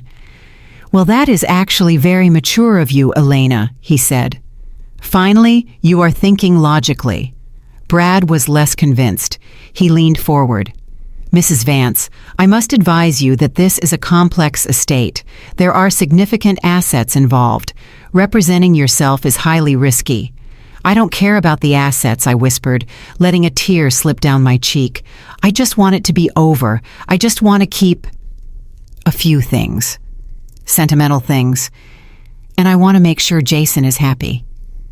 Brad studied me. He saw a broken woman. He saw a housewife who had been crushed by her husband's success. He did not see the Wharton graduate who had memorized the California family code before breakfast. "Very well," Brad said, opening his laptop. "If you insist, let us begin the mediation." The process took 3 sessions over 2 weeks. They were the greatest acting performances of my life. In the first session, we discussed the furniture. This was the theater. I needed to establish a pattern of emotional instability over worthless objects so that when the real numbers came up, they would just want to shut me up and sign. "I can't believe you want the Eames chair, Jason," I sobbed, clutching a tissue. "We bought that on our first anniversary." Jason rolled his eyes. "Elena, it is a chair. It is worth $6,000. It goes with the house. But I sat in it when I read. I pleaded, 'Please, let me have the chair. You can keep the dining table. You can keep the art. Just let me have the chair.'" We spent 45 minutes arguing about a chair. By the end of it, Jason was so frustrated he was practically shouting. "Fine. Take the damn chair, Brad, write it down. She gets the chair. What else? I want the old bookshelf in the guest room." I sniffled. "The IKEA one." Jason laughed. "Jesus, Elena. Take it. Take the trash." Brad was typing furiously, his billable hours racking up. He was annoyed. He was dealing with a hysterical woman fighting over particle board furniture while millions of dollars were on the table. He stopped reading the clauses carefully. He just wanted to get to the end of the list. That was when I made my first move. It was in the middle of a discussion about the wine collection. Jason wanted all of it. I agreed, but I added a condition. "Okay," I said, wiping my nose. "You can have the wine cellar, but I don't want to be responsible for the insurance on it anymore, or the climate control system maintenance. It is too expensive for me." "Of course you won't pay for it," Jason sneered. "You won't own it." I pulled a piece of paper from my bag. It was a handwritten note, messy and tear-stained. "I wrote this down," I said, my hand shaking. Can we just put in a general rule that you take the assets, but you also take all the bills attached to them? I don't want creditors calling me about the house or the cars or the business loans. I just want to disappear, Jason. I don't want my credit report linked to you anymore." Jason laughed. He looked at Brad. "She is worried about her credit score, Brad. Can you believe it? She thinks her little 700 score matters compared to my portfolio." Brad chuckled. "It is a standard hold harmless provision, Jason. It actually protects you too. It ensures a clean break. Put it in." Jason waved his hand. I watched Brad type. I waited. "Can you make sure it says all liabilities known and unknown contingent or absolute associated with the retained assets?" I asked innocently. "I read that phrase on Google." Brad paused. He looked at me over his glasses. "That is broad language, Mrs. Vance." I started to cry again. I am scared. Okay, I am scared of debt. I don't have a job, Brad. If a bill comes for $500, I can't pay it. I need to know I am safe." Jason groaned. "Just put the language in, Brad. She is right. I am keeping the assets. I will pay the bills. I am not going to ask her for money she doesn't have." Brad shrugged and typed it in. Clause 14.2, Sole Assumption of Liabilities. Jason Vance assumes full and sole responsibility for all debts, liens, encumbrances, and tax obligations associated with the properties and entities listed in Schedule A, whether currently due or accruing in the future. They didn't realize that accruing in the future included the massive tax penalty that was about to hit Oratech for the misclassification of employees that Jason had authorized after I stopped managing payroll. They didn't realize it included the cross-collateralized mortgage debt that would be called in the moment I removed my name from the guarantee. The second move came in the final session. This was the big one, the intellectual property. We were discussing the company Oratech. Jason was preening. He was lecturing me on how generous he was for not asking me to pay back the loans the company had made to the household. "Now, Elena," Brad said, "we need to address the intellectual property. Jason retains all patents, trademarks, and copyrights associated with Oratech." I nodded, looking defeated. I know I didn't write the code. I kept the books." "Exactly," Jason said. "You were admin. I was the visionary." But I said, reaching into my bag again, I have I have some personal things on the old laptop, the one I used when we first started the company. Jason stiffened. What things? Just old photos, I lied. And my creative writing. You know, from college. And some designs I made for a blog I wanted to start. I don't want the company to own my personal journals just because they are on the server. Jason relaxed. He remembered my creative writing phase. He thought it was pathetic. Fine, he said. We will exclude your personal files. I handed a piece of paper to Brad. I listed the file directories, I said, and I think they are called reference numbers, for the things I created before we were married. Can we just list them as excluded premarital assets? Brad took the paper. He glanced at it. It was a list of alphanumeric codes. Exhibit C, excluded personal property. To Brad, it looked like a list of serial numbers for digital photo albums. To Jason, it looked like his wife trying to hold on to her sentimental past. To the United States Patent and Trademark Office, those codes were the registration numbers for the core algorithm of Oratech. The algorithm I had written 2 years before I met Jason. The algorithm I had licensed to the company for 5 years, a license that was set to expire upon the dissolution of our marriage unless renewed. By listing them as excluded premarital assets and having Jason sign the agreement, he was legally acknowledging that those patents belonged to me, not the company. He was signing a document that confirmed the company was using my property and that upon divorce, he had no claim to it. Brad didn't check the codes.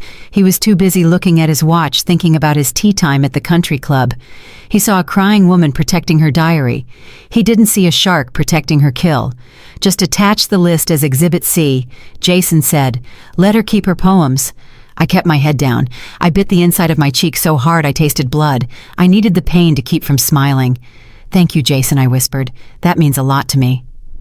The final signing was anticlimactic. We sat in the same room. The air conditioning was still too cold. Brad pushed the final decree toward me. "You understand that this is final?" Brad asked. "Once you sign this, you cannot come back and ask for more. You are waiving your right to discovery. You are waiving your right to spousal support." I picked up the pen. My hand did not shake this time. "I understand," I said. I signed. Jason signed with a flourish. He capped his expensive fountain pen and stood up. He looked at me, and for a second I saw a flicker of something like pity. "You know, Elena," he said, "I really do hope you land on your feet. Maybe you can go back to school, learn a trade." I stood up. I gathered my cheap bag. I held the copy of the agreement against my chest. "I think I will be fine, Jason," I said. "I learned a lot from you." He laughed. "Yeah, like what?" I looked him dead in the eye. The tears were gone. The fear was gone. "I learned that the devil is in the details," I said. Jason frowned, confused by the sudden shift in my tone. Whatever he said, turning to Brad, "Let's go get a drink. I need to celebrate." I walked out of the office. I took the elevator down to the lobby. I walked out into the bright San Francisco sunlight. I walked 2 blocks to a FedEx office. I scanned the signed agreement. Then I opened my laptop. I logged into the U.S. Patent Office portal. I uploaded the document. I clicked Revoke License. Then I logged into the IRS Whistleblower portal. I uploaded the Assumption of Liabilities clause, along with the 3 years of fraudulent tax returns I had saved on my encrypted drive. I sat back on the hard plastic chair of the FedEx office. I watched the progress bar on the screen. Uploading 40%, 70%, 100%. Submission received. I closed the laptop. Jason was right. He had saved $50,000 on legal fees, but he had just cost himself everything else. The Pro-C trap had snapped shut, and he was still busy celebrating his victory, completely unaware that he had just signed his own confession. I stood up and walked out into the city. For the first time in months, I was hungry. I went to a steakhouse. I sat at the bar. I ordered a ribeye rare and a glass of the most expensive Cabernet they had. The bartender looked at me, celebrating something he asked. I smiled. "A divorce," I said. He nodded. "I am sorry." "Don't be," I said, raising my glass. "It was the most profitable transaction of my life." To understand how a billion-dollar company can evaporate into thin air overnight, you first have to understand the difference between ownership and leasing. Most people think they own the software on their computers. They do not. They own a license to use it, a license that can be revoked, expired, or terminated if the terms are violated. Jason Vance, the CEO of Auratech, did not understand this distinction. He believed that because he sat in the corner office because his name was on the magazine covers, and because he gave the keynote speeches, he owned the technology. He called himself a visionary. In Silicon Valley, visionary is often a polite word for a salesman who cannot write a single line of code. 5 years ago, before the mansion in Pacific Heights, before the Porsche, and before the affair, we were living in a cramped 2-bedroom apartment in the Mission District. Jason had just pitched a revolutionary data compression algorithm to a room full of angel investors. He had promised them a black box that could reduce server loads by 40%. He had shown them flashy slides and projected revenue charts that went up and to the right. There was just one problem. The box did not exist. He came home that night sweating through his dress shirt. He was panic-stricken. He paced the small living room, pulling at his hair, terrified that he was about to be exposed as a fraud. He had taken their seed money, and he had nothing to show for it but a concept. I watched him unravel. I loved him then. I saw a man with big dreams who had bitten off more than he could chew. I wanted to save him, so I made him a cup of coffee. I sat him down in front of the television to calm his nerves, and then I walked into the second bedroom, which we called the office. I cracked my knuckles. I opened a blank terminal window. The blinking cursor was the only light in the room. For the next 3 weeks, I barely slept. I wrote the code. I built the architecture. I created the compression engine that Jason had sold. It was elegant work. It was sophisticated. It was based on a mathematical model I had developed during my master's thesis, a project I had shelved when I became Mrs. Vance. When I finished, I handed Jason a flash drive. "Here," I said. "It works." He hugged me. He cried. He told me I was his savior. He rushed out to the investors and showed them the miracle. They were blown away. The funding poured in. Auratech was born. But I was not stupid. Even then, blinded by love, the logical part of my brain, the part that thinks in if-then statements, was active. I knew Jason. I knew his tendency to take credit. I knew his carelessness with details. So when it came time to formalize the company's assets for the first round of venture capital, I prepared the paperwork myself. Jason was too busy picking out Herman Miller chairs for the new office to read legal documents. He just wanted to sign and get the money. I created a separate legal entity, a holding company under my maiden name, Elena Corvus. I called it EC Systems. Then I drafted a technology licensing agreement between EC Systems and Auratech. The agreement stated that EC Systems remained the sole owner of the source code. Auratech was granted an exclusive, non-transferable license to use the code for commercial purposes. It looked standard. It looked boring. It was buried on page 42 of a 100-page diligence binder. But there was a clause, Clause 8.1, duration of license. The license was valid for a period of exactly 5 years from the date of signing. It would automatically renew only if the authorized signatory of EC Systems, me, signed a renewal certificate. If the renewal was not signed, the license would terminate immediately, and all rights to the code would revert to the owner. The date of signing was October 15th, 5 years ago. The date of our divorce finalization, thanks to the delays caused by Jason's arrogance, and the court schedule was October 14th of this year. Tomorrow. The logic was simple, terrifyingly simple. Jason was about to take full ownership of Auratech. He had fought for it. He had humiliated me for it. He had stripped me of my home and my dignity to ensure he kept 100% of the company. But the company was just a shell. It was a beautiful, shiny car with no engine. The engine belonged to EC Systems.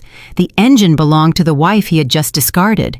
I sat in my dingy apartment in the Tenderloin, the blue light of my laptop illuminating the peeling paint on the walls.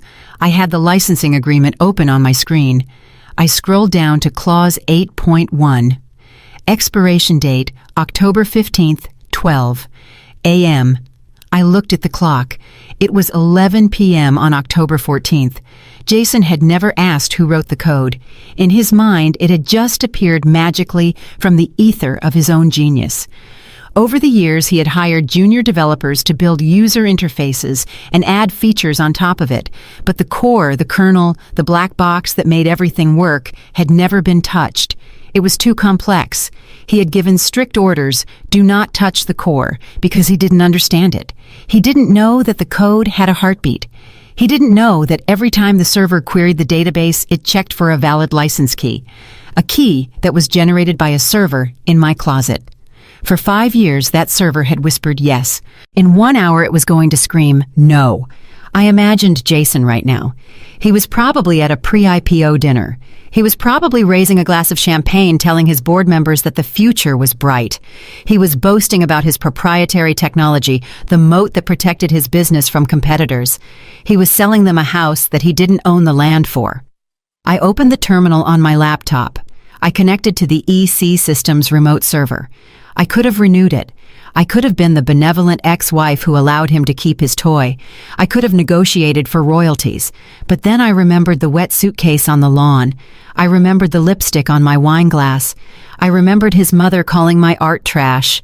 I remembered him telling me I was a depreciating asset. He wanted to be a self-made man. I was simply giving him the opportunity to truly make it himself. If he was the visionary he claimed to be, surely he could rewrite 5 years of complex algorithmic architecture in a single night. I typed in the command, status license active, days remaining 0, renewal pending.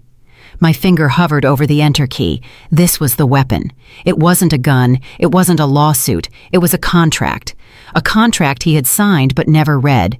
A contract that respected the laws of commerce and the brutality of time. He had taken the furniture. He had taken the money. He had taken the credit. But he forgot to take the code. I declined the renewal. Status termination scheduled. Time to execution 59 minutes. I closed the laptop. The beauty of this weapon was its silence. There would be no explosion. No alarms would ring immediately. Jason would go to sleep tonight thinking he was the king of the world. He would wake up tomorrow morning on the first day of his life as a divorced man and try to log in. And for the first time in his life, the world would tell him exactly what he was. Access denied.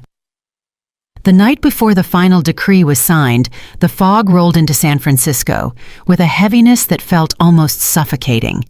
It blanketed the city in gray, muffling the sounds of traffic and hiding the skyscrapers that stood like sentinels along the bay. To most people, it was just weather. To me, it felt like a shroud being gently pulled over the corpse of my marriage. I sat in the back booth of a dimly lit jazz bar in North Beach, a place far removed from the sterile, overpriced lounges Jason frequented. Here the leather was cracked, the whiskey was cheap, and nobody cared who you were or what your net worth was. I was nursing a glass of bourbon watching the ice melt when the door opened. Marcus walked in. He looked tired. That was the first thing I noticed. Marcus was an architect, a man who built things to last, a man of structure and discipline. But tonight his shoulders were slumped, and there were deep lines etched around his eyes that hadn't been there 6 months ago. Living with the Vance family had a way of eroding people like water dripping constantly on stone. He spotted me in the shadows and walked over, sliding into the booth opposite me. He didn't say hello. He just signaled the waitress for a beer and looked at me for a long, quiet moment. "You look terrible," I said softly. He let out a dry, humorless laugh. "You should see the house, Elena. It is a war zone. Patricia is repainting the guest room again because the shade of cream wasn't creamy enough. Chloe is screaming at her followers on Instagram because she lost a brand deal. And Jason is walking around like he is Napoleon before Waterloo. He is celebrating," I said. "He is manic," Marcus corrected. "He is drinking 3 bottles of wine a night. He is calling architects my competitors, by the way, to draw up plans for a new headquarters. He is spending money like it is oxygen, and he is suffocating." I took a sip of my bourbon. The liquid burned pleasantly on its way down. "Why did you want to meet Marcus?" I asked. "You know Jason would fire you from the family if he knew you were talking to the enemy." Marcus looked down at his hands. His architect's hands, hands that drew lines and calculated loads. "I am not here for Jason," he said. "I am here because I read the draft agreement, Elena." I stiffened slightly. Marcus wasn't a lawyer, but he was smart. He understood contracts. He understood the language of liability. And I asked, "And I saw what you did," he said, lowering his voice. "Not the furniture, not the art. I saw the debt clauses. I saw the cross-collateralization references. I saw the exclusion list for the IP." He leaned forward, his dark eyes intense. "I did the math, Elena. I know the company's financials because Chloe leaves them lying around. I know about the loans. If you pull your name off those guarantees and if the IP license expires..." He paused, looking around the bar to make sure no one was listening. "You aren't just divorcing him, you are nuking him." I remained silent. I kept my face perfectly still, the mask of the dutiful, defeated wife firmly in place, even though I knew Marcus could see right through it. "He is going to lose everything," Marcus whispered. "The house, the cars, the company, his reputation. He will be bankrupt within 90 days. And Patricia, she will be on the street.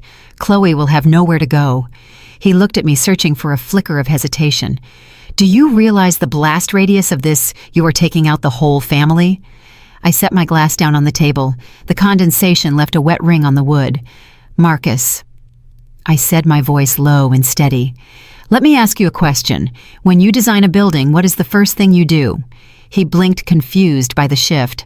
"I check the soil. I lay the foundation." "Exactly," I said. "You lay the foundation. You make sure the ground is solid. You drive piles deep into the bedrock so the structure can withstand the wind and the rain." I leaned forward, mirroring his posture. For 5 years, Marcus Y was the bedrock. I was the foundation. I wrote the code that built the company. I balanced the books that got the loans. I smoothed over the relationships Jason destroyed. I was the concrete and the steel that held that family up. I took a breath, letting the anger simmer just below the surface, controlled and potent. And what did they do? They treated me like the dirt they walked on. They didn't see the foundation. They only saw the penthouse. They thought the view from the top was their birthright, and they forgot what was holding them up there. "But Elena," Marcus started. "No, listen to me," I cut him off. "They kicked me out, Marcus. They threw my clothes on the lawn on my birthday. They brought another woman into my kitchen and let her drink from my glass. They told me I was useless. They told me I was a cashier." I sat back, my voice dropping to a whisper. "I am not destroying them, Marcus. I am simply removing myself. I am taking back the foundation that belongs to me." Marcus stared at me. He looked torn. He was a good man, a kind man. He didn't like cruelty. But he also knew the truth about the people he lived with. "It is going to be a massacre," he said. "It is going to be gravity," I corrected him. He sighed, running a hand over his face. He looked exhausted, burdened by the knowledge of the impending collapse. "You know," he said quietly, "Jason thinks he won. He told me this morning that he finally feels free. He said you were an anchor dragging him down." I smiled, a cold, thin smile. "I was the anchor, Marcus. But not the kind that drags you down. I was the anchor that kept the ship from drifting into the rocks." He just cut the chain. Marcus picked up his beer. He looked at it for a long time, then he looked at me. There was a shift in his eyes. The worry was still there, but beneath it there was something else. Respect. He raised his glass slightly. "I won't warn him," Marcus said. "I knew you wouldn't. He can't be saved, can he? Not unless he suddenly learns how to write C++ code and generate $5 million in cash by tomorrow morning," I said. Marcus shook his head. "He won't even know how to turn on the coffee machine without you." We sat in silence for a while, two survivors in a dim bar, listening to the saxophone weep in the background. "Be careful," Elena Marcus said, finally standing up to leave. "When a building collapses, it kicks up a lot of dust. Don't get choked by it." "I won't," I said. "I will be watching from a safe distance." He put a $20 bill on the table for his beer. "Goodbye, Elena. I have a feeling the next time I see you, you will be a very different woman." "I am already a different woman, Marcus. You are just the first one to notice." He walked out of the bar, disappearing into the fog. I watched the door close behind him. I finished my bourbon. Marcus was right. It was going to be total destruction. But he was wrong about one thing. He called it a massacre. I called it an audit. I checked my watch. It was almost midnight. In the fairy tales, midnight is when the magic ends and the carriage turns back into a pumpkin. For Jason Vance, midnight was when the magic began, the magic of reality. I paid my tab and walked out into the cool night air. The fog felt good on my skin. It felt like a clean slate.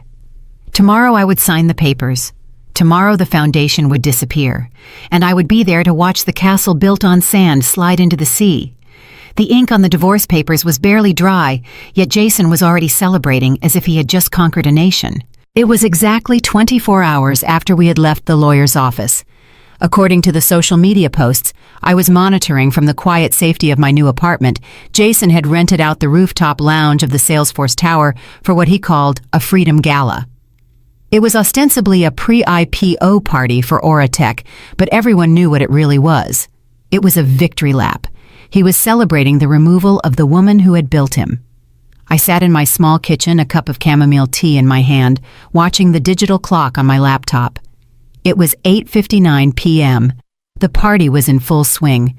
I could imagine the scene perfectly. Jason would be holding a glass of Dom Perignon, wearing a tuxedo he had charged to the company account. Jessica would be on his arm, likely wearing something white to symbolize her new status as the consort to the king. The board members would be there slapping him on the back, congratulating him on retaining 100% of the equity. They were all drinking to a future that had already ceased to exist. At 9:00 p.m. sharp, the grace period on the software license encoded into the Oratech mainframe was set to expire. I did not need to press a button. I did not need to send a command. The time bomb had been ticking for 5 years, buried deep within the kernel of the operating system, waiting for a renewal signature that never came. I took a sip of tea. 9:00 p.m. Across town in the glittering high-rise, the music was pounding. But inside the server room of Oratech and on every dashboard, projected onto the walls of the party, the world was about to stop. According to the logs I accessed later, Jason was in the middle of a toast. He had raised his glass to the investors. He was talking about the proprietary algorithm that made Oratech a unicorn. He was telling them that the technology was invincible. Then the massive projection screen behind him, which was displaying the live metrics of the company's user traffic and revenue streams, blinked. It did not explode. It did not spark. It simply went black. The music stopped because the streaming system was integrated into the company network. The lights, which were smart-controlled by the central server, flickered and defaulted to emergency brightness. A murmur went through the crowd. Jason, ever the showman, laughed. He probably made a joke about blowing the fuse with his own brilliance. "Don't worry, everyone," he likely shouted. "Just a technical glitch. We have the best engineers in the world. Get it back up, guys." But the screen did not stay black. A moment later, a terminal window appeared. It was stark, brutal white text on a black background. It was the only light in the room. The text was simple. It was the standard legal notice generated by the licensing protocol I had written in our second bedroom 5 years ago. System alert. Critical failure error. 403. License expired. The commercial use license for this proprietary software has been terminated due to non-renewal. All access to core kernel revoked. Databases locked. API gateways closed. Please contact the intellectual property owner to restore service. Owner Elena Vance, Holdings LLC. I can only imagine the silence that descended on that rooftop. It must have been absolute. The name Vance was there glowing in high definition, but it wasn't Jason's first name. It was mine. Jason must have stared at the screen, his brain refusing to process the information. He had signed the divorce papers. He had the company. He had the assets. Who was Elena Vance Holdings? He turned to his chief technology officer, a man named Kevin, whom Jason had hired because he looked good in a suit, not because he understood the legacy code. Kevin. Jason snapped his voice tight. "What is this? Is this a hacker? Fix it." Kevin pulled out his laptop, frantically typing. But there was nothing to fix. The code wasn't broken. It was working exactly as designed. It had verified the date, checked for the digital signature of the licenser, found it missing, and initiated the shutdown sequence. "It is not a hack, Jason," Kevin stammered, his face pale in the glow of the screen. "The system. It says the license is gone. It is locking us out. I can't get into the admin panel. I can't even get into the email server. Bypass it, Jason screamed, losing his composure. We have investors here. Reroute the traffic. I can't, Kevin whispered. The encryption key is gone. The data is scrambled. It is all encrypted. Jason spun around to look at the screen again. The words Elena Vance Holdings seemed to mock him.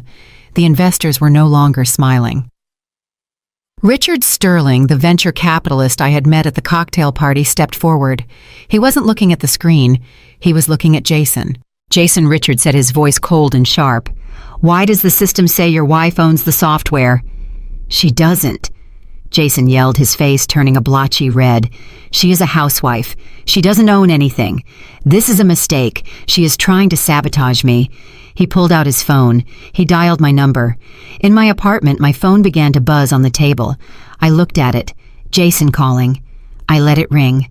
I imagined him standing there, the eyes of the board boring into him, the humiliating message looming over his head, listening to the empty ringing of the phone.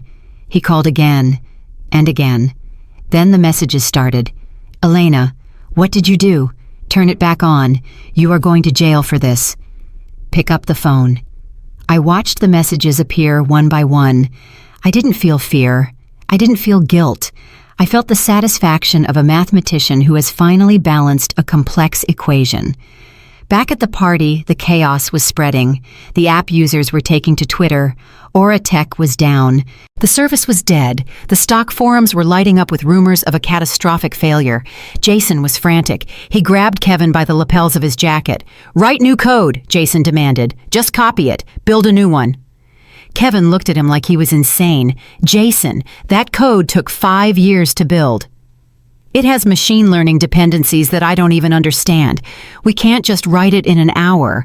If we don't get that license renewed, we are dead. We are a brick. Jessica, realizing the gravity of the situation, tried to intervene. Maybe we can call a lawyer, she suggested, her voice trembling. We have a lawyer, Jason roared. Brad. Where is Brad? Brad the shark, who had sat across from me and smirked while I cried over a chair, was likely trying to disappear into the crowd. He was the one who had let Jason sign the agreement listing the IP codes as excluded personal property. He was the one who had failed to check the ownership of the core technology. I took another sip of my tea. It was warm and soothing. The notification on my screen changed. An email had arrived, not from Jason, from the automated system of the server. Alert: unauthorized access attempt detected. Source: Salesforce Tower, San Francisco. Status: blocked. They were trying to break in. They were trying to pick the lock of a vault I had designed. They didn't realize that the vault didn't just lock. It evaporated. I opened my email client. I composed a short message. I didn't send it to Jason. I sent it to the board of directors of Aura Tech, whose email addresses I had memorized. Subject: service interruption and licensing inquiry to the board of Aura Tech. It has come to my attention that your company is currently experiencing a service outage due to the expiration of a critical technology license. Please be advised that the license for the core compression algorithm held by Elena Vance Holdings expired at 9 o'clock this evening pursuant to the terms of the original agreement. As the sole owner of the intellectual property, I am open to discussing a renewal. However, the terms will need to be renegotiated to reflect current market value. Please note that my consulting rate is $5,000 per hour, and I require a retainer before any discussions can commence. Furthermore, any attempt to circumvent the encryption will be considered a violation of the Computer Fraud and Abuse Act and will be met with immediate legal action. Regards, Elena Vance. I hit send. I could almost hear the collective gasp in the room. Jason thought he had taken everything. He thought he had left me with nothing but a wet suitcase. He didn't understand that a company without its product is just a room full of people in expensive suits standing in the dark. And that is exactly what they were. The blackout was total. The party was over. The champagne was warm. And Jason Vance, the billionaire-to-be, was standing in the shadows of his own ego, realizing that the woman he called a cashier had just closed the register. If the server blackout was a punch to the gut, what happened next was a bullet to the head. Disasters rarely happen in isolation. They prefer to arrive in clusters, feeding off one another like a pack of wolves taking down a wounded animal. While Jason was screaming at his CTO to fix the code that didn't exist, his phone vibrated again. It wasn't me calling this time, and it wasn't a text message from a confused board member. I saw the caller ID pop up on the mirrored screen of his phone, which was still live streaming the disaster to the room. The name displayed was simple: First Horizon Private Wealth. Jason stared at the phone. For a second, he looked relieved. In his delusional mind, he probably thought the bank was calling to congratulate him on the IPO news, or perhaps to offer him a bridge loan to fix the technical glitch.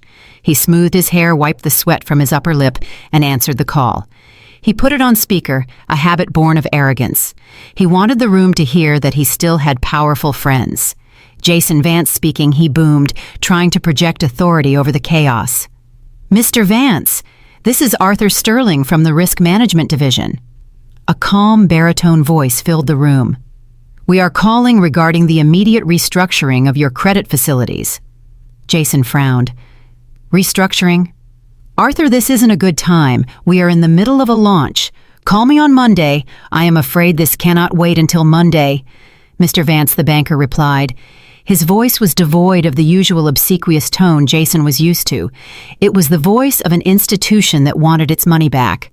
"We received the finalized divorce decree and the notification of spousal guarantor withdrawal approximately 30 minutes ago."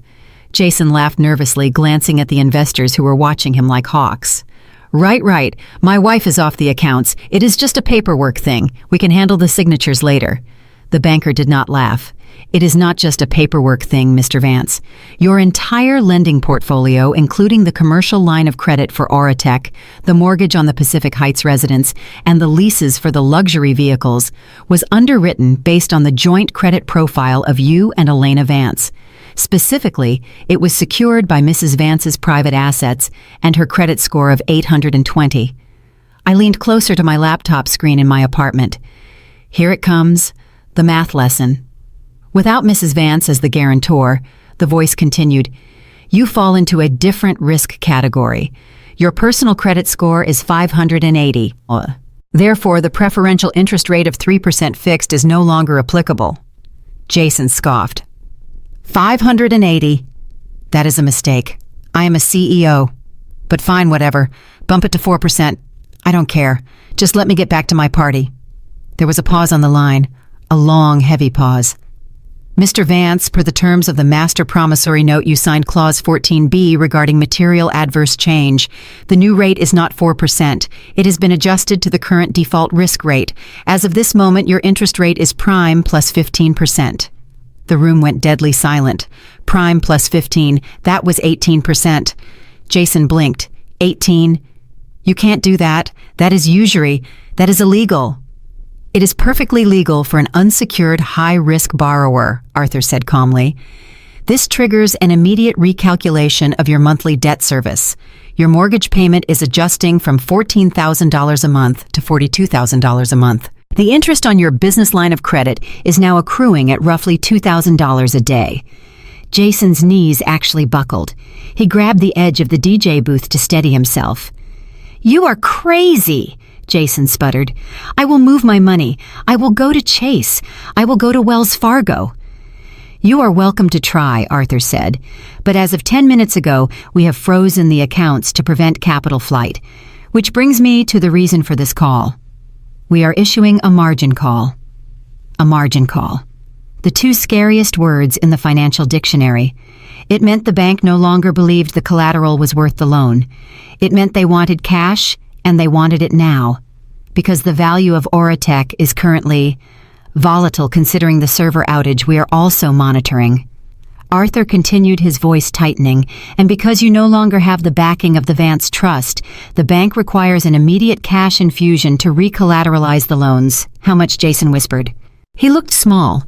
The tuxedo suddenly looked like a costume. "We need $2.5 million deposited into the escrow account within 24 hours, Arthur said. 2.5, Jason stammered. "I don't have that kind of liquidity. My money is in the company. It is in the stock. Then we will proceed with asset seizure." Arthur said as if he were ordering a sandwich.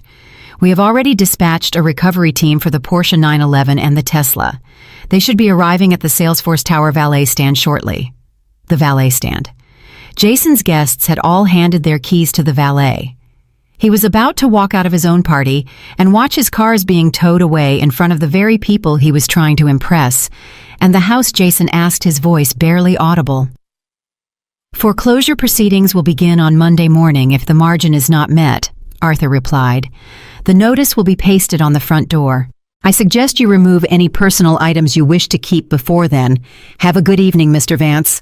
Click. The line went dead. Jason stood there holding the phone. The screen was black. The room was silent. I took a deep breath in my apartment. I could feel the adrenaline rushing through my veins, but I forced myself to remain seated. This was the mechanism of the trap. When we were married, I had used my trust fund to secure his loans. It was a technique called credit wrapping. I wrapped his toxic financial habits in my pristine credit history, making him look like a prime borrower. He thought the low interest rates were because the banks respected him. He thought the platinum cards were because he was a VIP. He never understood that to the bank he was just a liability attached to an asset. I was the asset. He was the liability. And when you detach a liability from an asset, gravity takes over. I looked at the clock. 9:15 p.m. 15 minutes. That was all it took. All it took. In 15 minutes, he had lost the technology that made his company worth $1 billion, and he had lost the financial shield that kept a roof over his head. I watched the social media feeds. A photo had just been posted on Twitter by a tech blogger who was at the party. It was a blurry shot of Jason standing on the stage looking pale and terrified with the massive error message looming behind him. The caption read, "The moment Aura Tech died. CEO looks like he just saw a ghost." He didn't see a ghost, I whispered to the screen. He just saw his credit report. Jason Vance had wanted to take everything. He had wanted the house, the cars, the company. And he had technically succeeded. He had the title to the house, but he couldn't pay the mortgage. He had the keys to the cars, but the repo man was on the way. He owned the company, but the product was gone.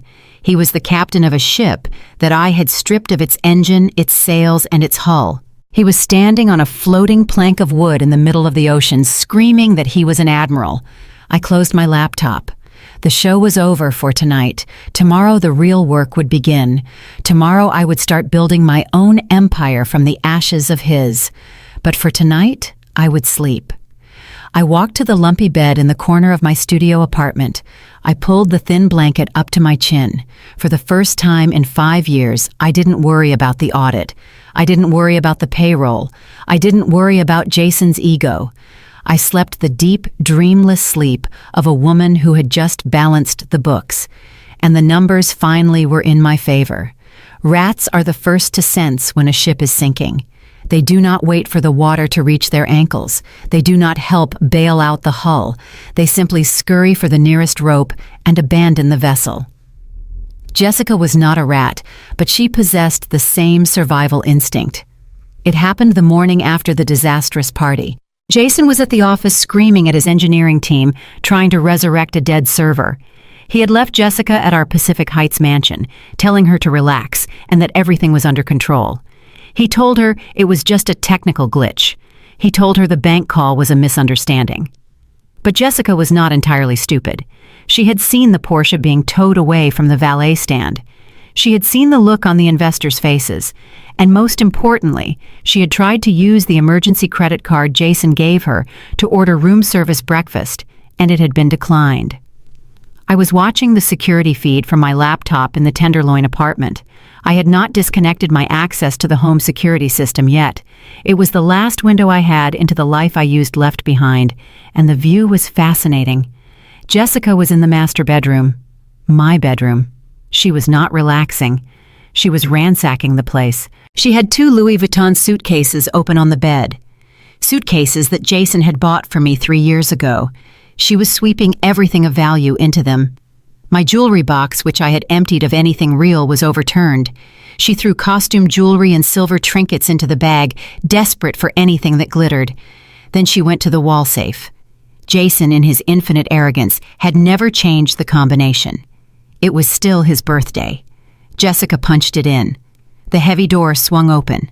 I leaned closer to the screen. I knew exactly what was in there. There was no cash. I had removed the emergency fund weeks ago. There were no bearer bonds. There were no deeds. There was only one thing left. The Rolex Submariner Hulk. The green-faced watch he had bought for $15,000 the day he cut off the dog's medication. He kept it in the safe because he was terrified of scratching it. Jessica grabbed the watch. She held it up to the light. I saw her smile. It was the smile of a predator who has secured a consolation prize. She strapped it onto her wrist, shoved a few of Jason's designer ties into her bag, and zipped the suitcases shut. She dragged them down the stairs, her heels clacking on the marble. She didn't leave a note. She didn't call him. She just walked out the front door and called an Uber. I took a sip of my coffee. I almost felt bad for her. Almost. Because what Jessica didn't know, and what Jason didn't know, was that the Rolex was a fake. I had known it the moment he brought it home 3 years ago. The Cyclops lens over the date did not magnify exactly 2.5 times. The bezel rotation was slightly gritty. Jason had bought it from a gray market dealer in the financial district who saw a gullible tech CEO coming from a mile away. I never told him. I let him strut around wearing a $300 replica on his wrist, believing it was an investment-grade timepiece. Jessica was stealing a counterfeit watch to pay for a getaway that she couldn't afford. It was poetic justice. She was robbing a grave that was already empty. 2 hours later, the second act of the tragedy began. A black sedan pulled up to the gate. It wasn't Jason. It wasn't Jessica. It was a representative from First Horizon Private Wealth, accompanied by 2 uniformed sheriff's deputies. The foreclosure notice. Patricia, my mother-in-law, was the only one home. She had been taking a nap in the guest wing, likely dreaming of the society luncheons she would host now that I was gone. I switched the camera view to the front porch. The banker rang the bell. He didn't ring it politely. He leaned on it. Patricia opened the door in her silk robe, looking offended. I could hear the audio clearly through the doorbell camera. "Can I help you?" she asked, looking down her nose at the deputy. "You are making a racket," Mrs. Vance the banker asked. "No, I am Mr. Vance's mother," she corrected him. "Mrs. Vance is no longer with us." "That is accurate," the banker said dryly. "We are here to execute a writ of possession. The mortgage on this property is in default, and the bank has exercised its right to secure the asset. We need you to vacate the premises immediately." Patricia laughed. It was a shrill, nervous sound. Default. "Don't be ridiculous. My son is a CEO. This house is worth $5 million. There must be some mistake. Go check your paperwork." "There is no mistake." "Ma'am," the deputy stepped forward. "The locks are being changed as we speak. You have 10 minutes to gather your personal essentials. Anything left behind will be cataloged and placed in storage." Patricia's face went from pale to a mottled red. "You cannot do this. I am Patricia Vance. I will call my son. He will have your badges." She tried to slam the door, but the deputy caught it with his hand. "Ma'am, please do not make this difficult. If you refuse to leave, we will have to escort you out for trespassing." "Trespassing," she shrieked. "In my son's house. It is the bank's house now," the banker said, stepping into the foyer. I watched as Patricia scrambled upstairs. She didn't pack clothes. She didn't pack photographs. I saw her come down 5 minutes later, clutching the silverware box and a painting she had taken off the wall, the cheap Tuscan print she had replaced my art with. She was dragged out to the curb. The locksmith was already drilling into the front door. Patricia stood on the sidewalk, clutching her fake art and her stolen silverware, wearing her silk robe in the middle of the afternoon. The neighbors were watching. The same neighbors she had snubbed for years were peering out from behind their curtains. She pulled out her phone and started screaming into it. I knew she was calling Jason. I watched her for a moment longer.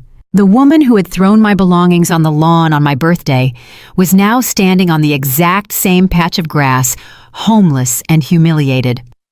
I closed the laptop. The house was secured. The leech was removed. The parasite had fled with a fake watch. The stage was cleared. There was only one player left. My phone rang. It was 4:00 p.m. The markets had just closed. The caller ID said Jason Vance. I let it ring for a moment. I wanted him to sweat. I wanted him to think about every unanswered text, every ignored email, every time he had silenced me.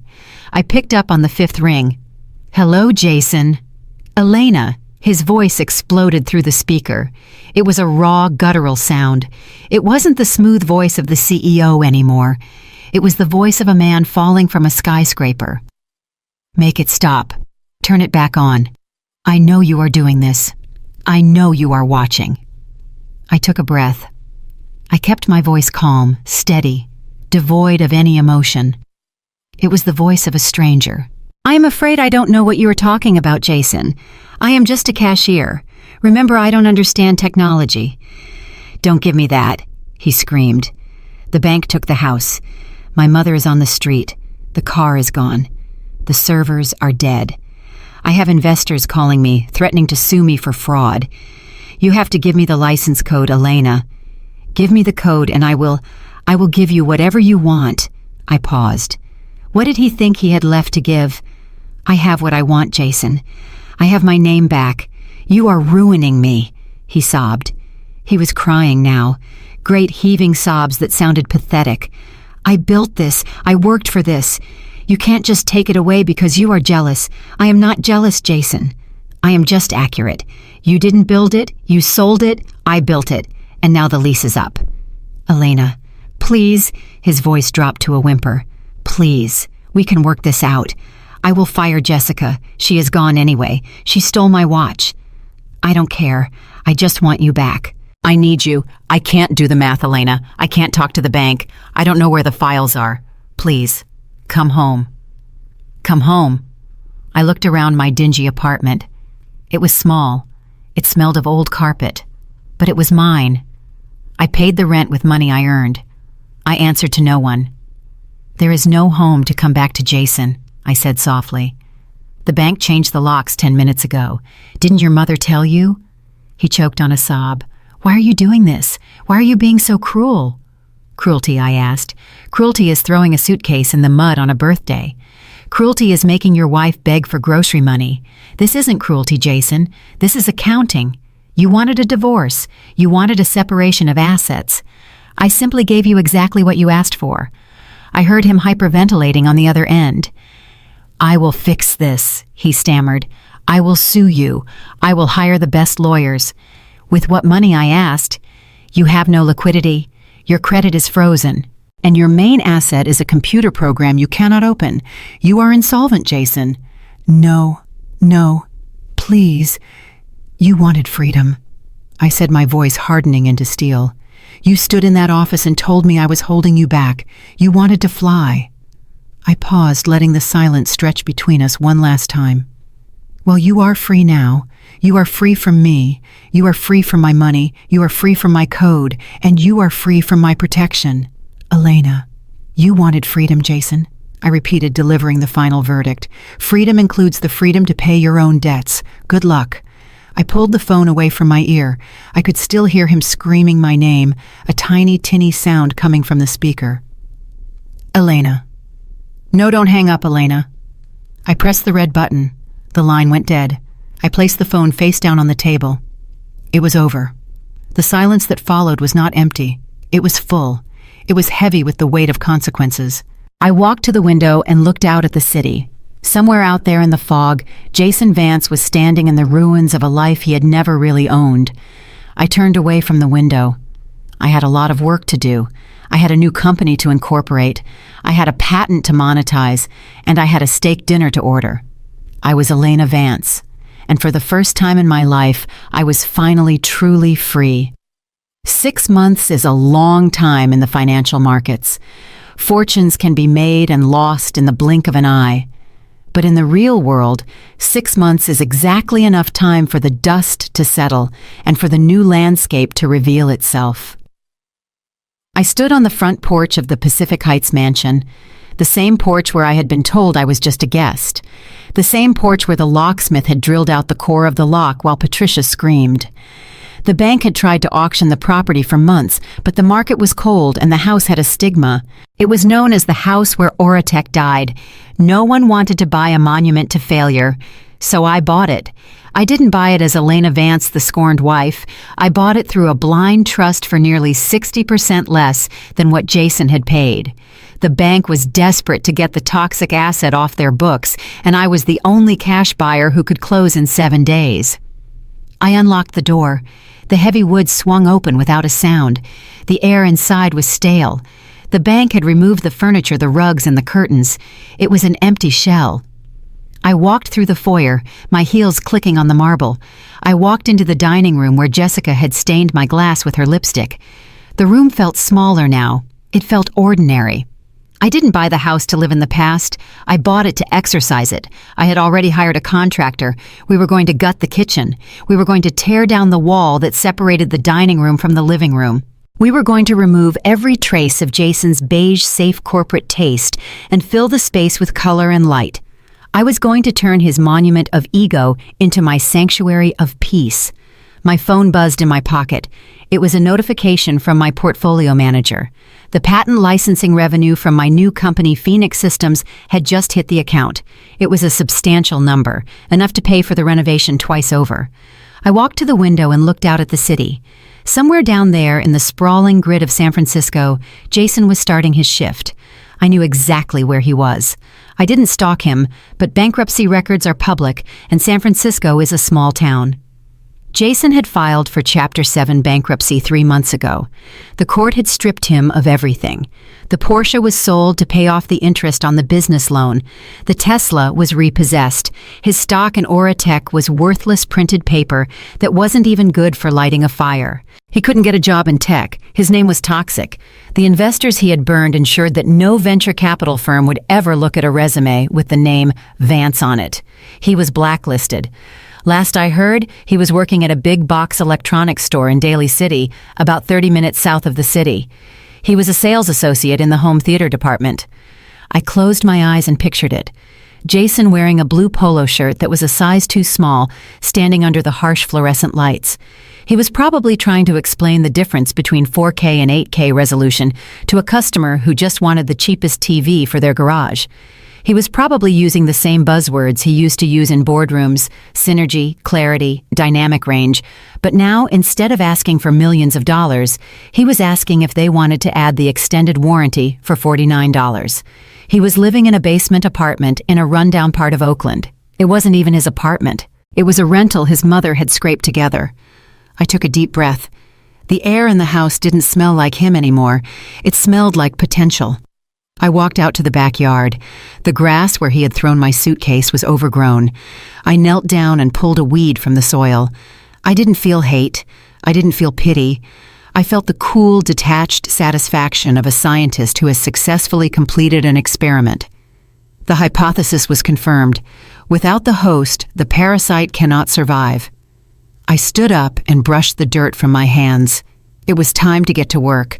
I had a meeting with my new business partner in an hour. Driving to my new office in the financial district, I felt the hum of the city around me. My office was on the 30th floor overlooking the bay. When I walked in, the receptionist smiled. "Good morning, Ms. Vance. Mr. Freeman is waiting for you in the conference room." I walked into the glass-walled room. Marcus stood up to greet me. He looked 10 years younger. The lines of stress around his eyes had smoothed out.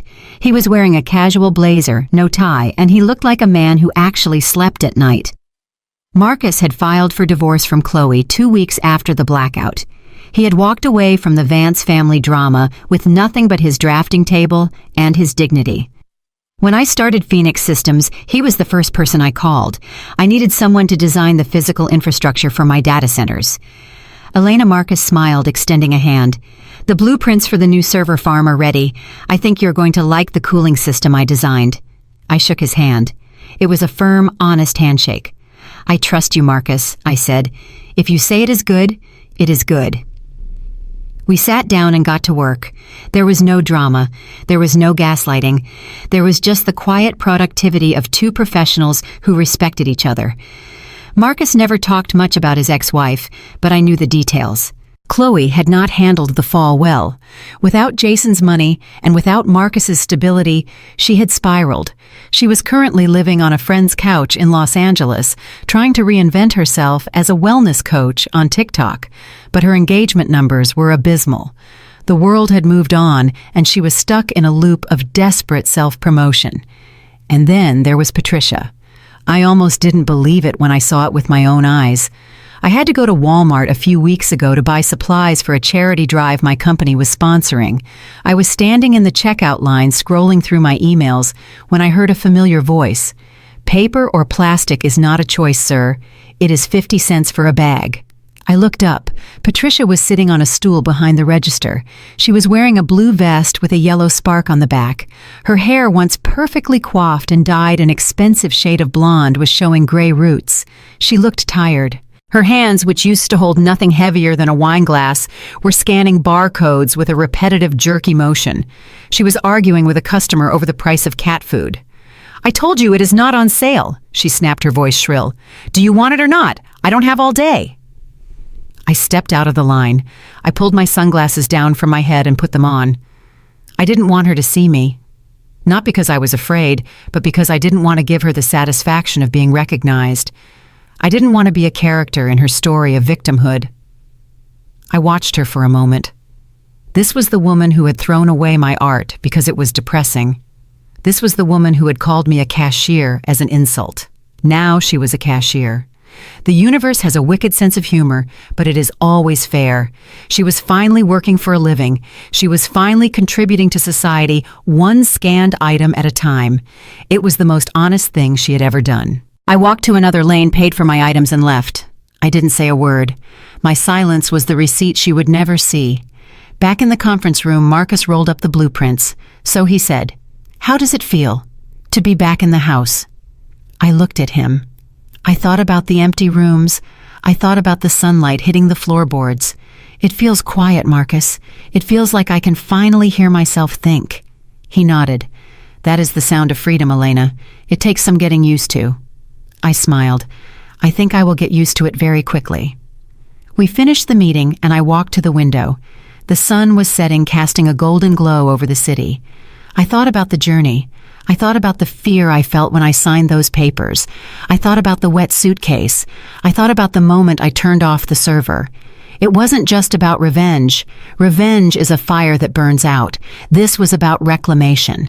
I had taken back the parts of myself I had given away to people who didn't deserve them. I had learned the most important lesson of all. Never make yourself small to fit into someone else's world. If you have to shrink, you are in the wrong room. And if you are the one building the room, you have the right to lock the door. I picked up my bag. I was going home. My home. As I walked to the elevator, I checked my phone one last time. A notification from LinkedIn popped up. "Jason Vance viewed your profile." I swiped left to delete the notification. I didn't block him. I wanted him to look. I wanted him to see the updates. I wanted him to see the growth, the success, the peace. Let him watch. It was the only access he would ever have to me again. He was a viewer. I was the content. And the subscription had expired permanently. If there is one thing you take away from my story, let it be this. Do not ever underestimate the woman standing quietly in the kitchen. You might think she's just making dinner. You might think she's just keeping the peace. But she knows where the knives are kept. She knows the temperature at which things boil over. And most importantly, she knows exactly how to feed you, and she knows exactly how to starve you. I didn't scream. I didn't fight. I simply stopped feeding the beast. And when the beast starved, I walked away.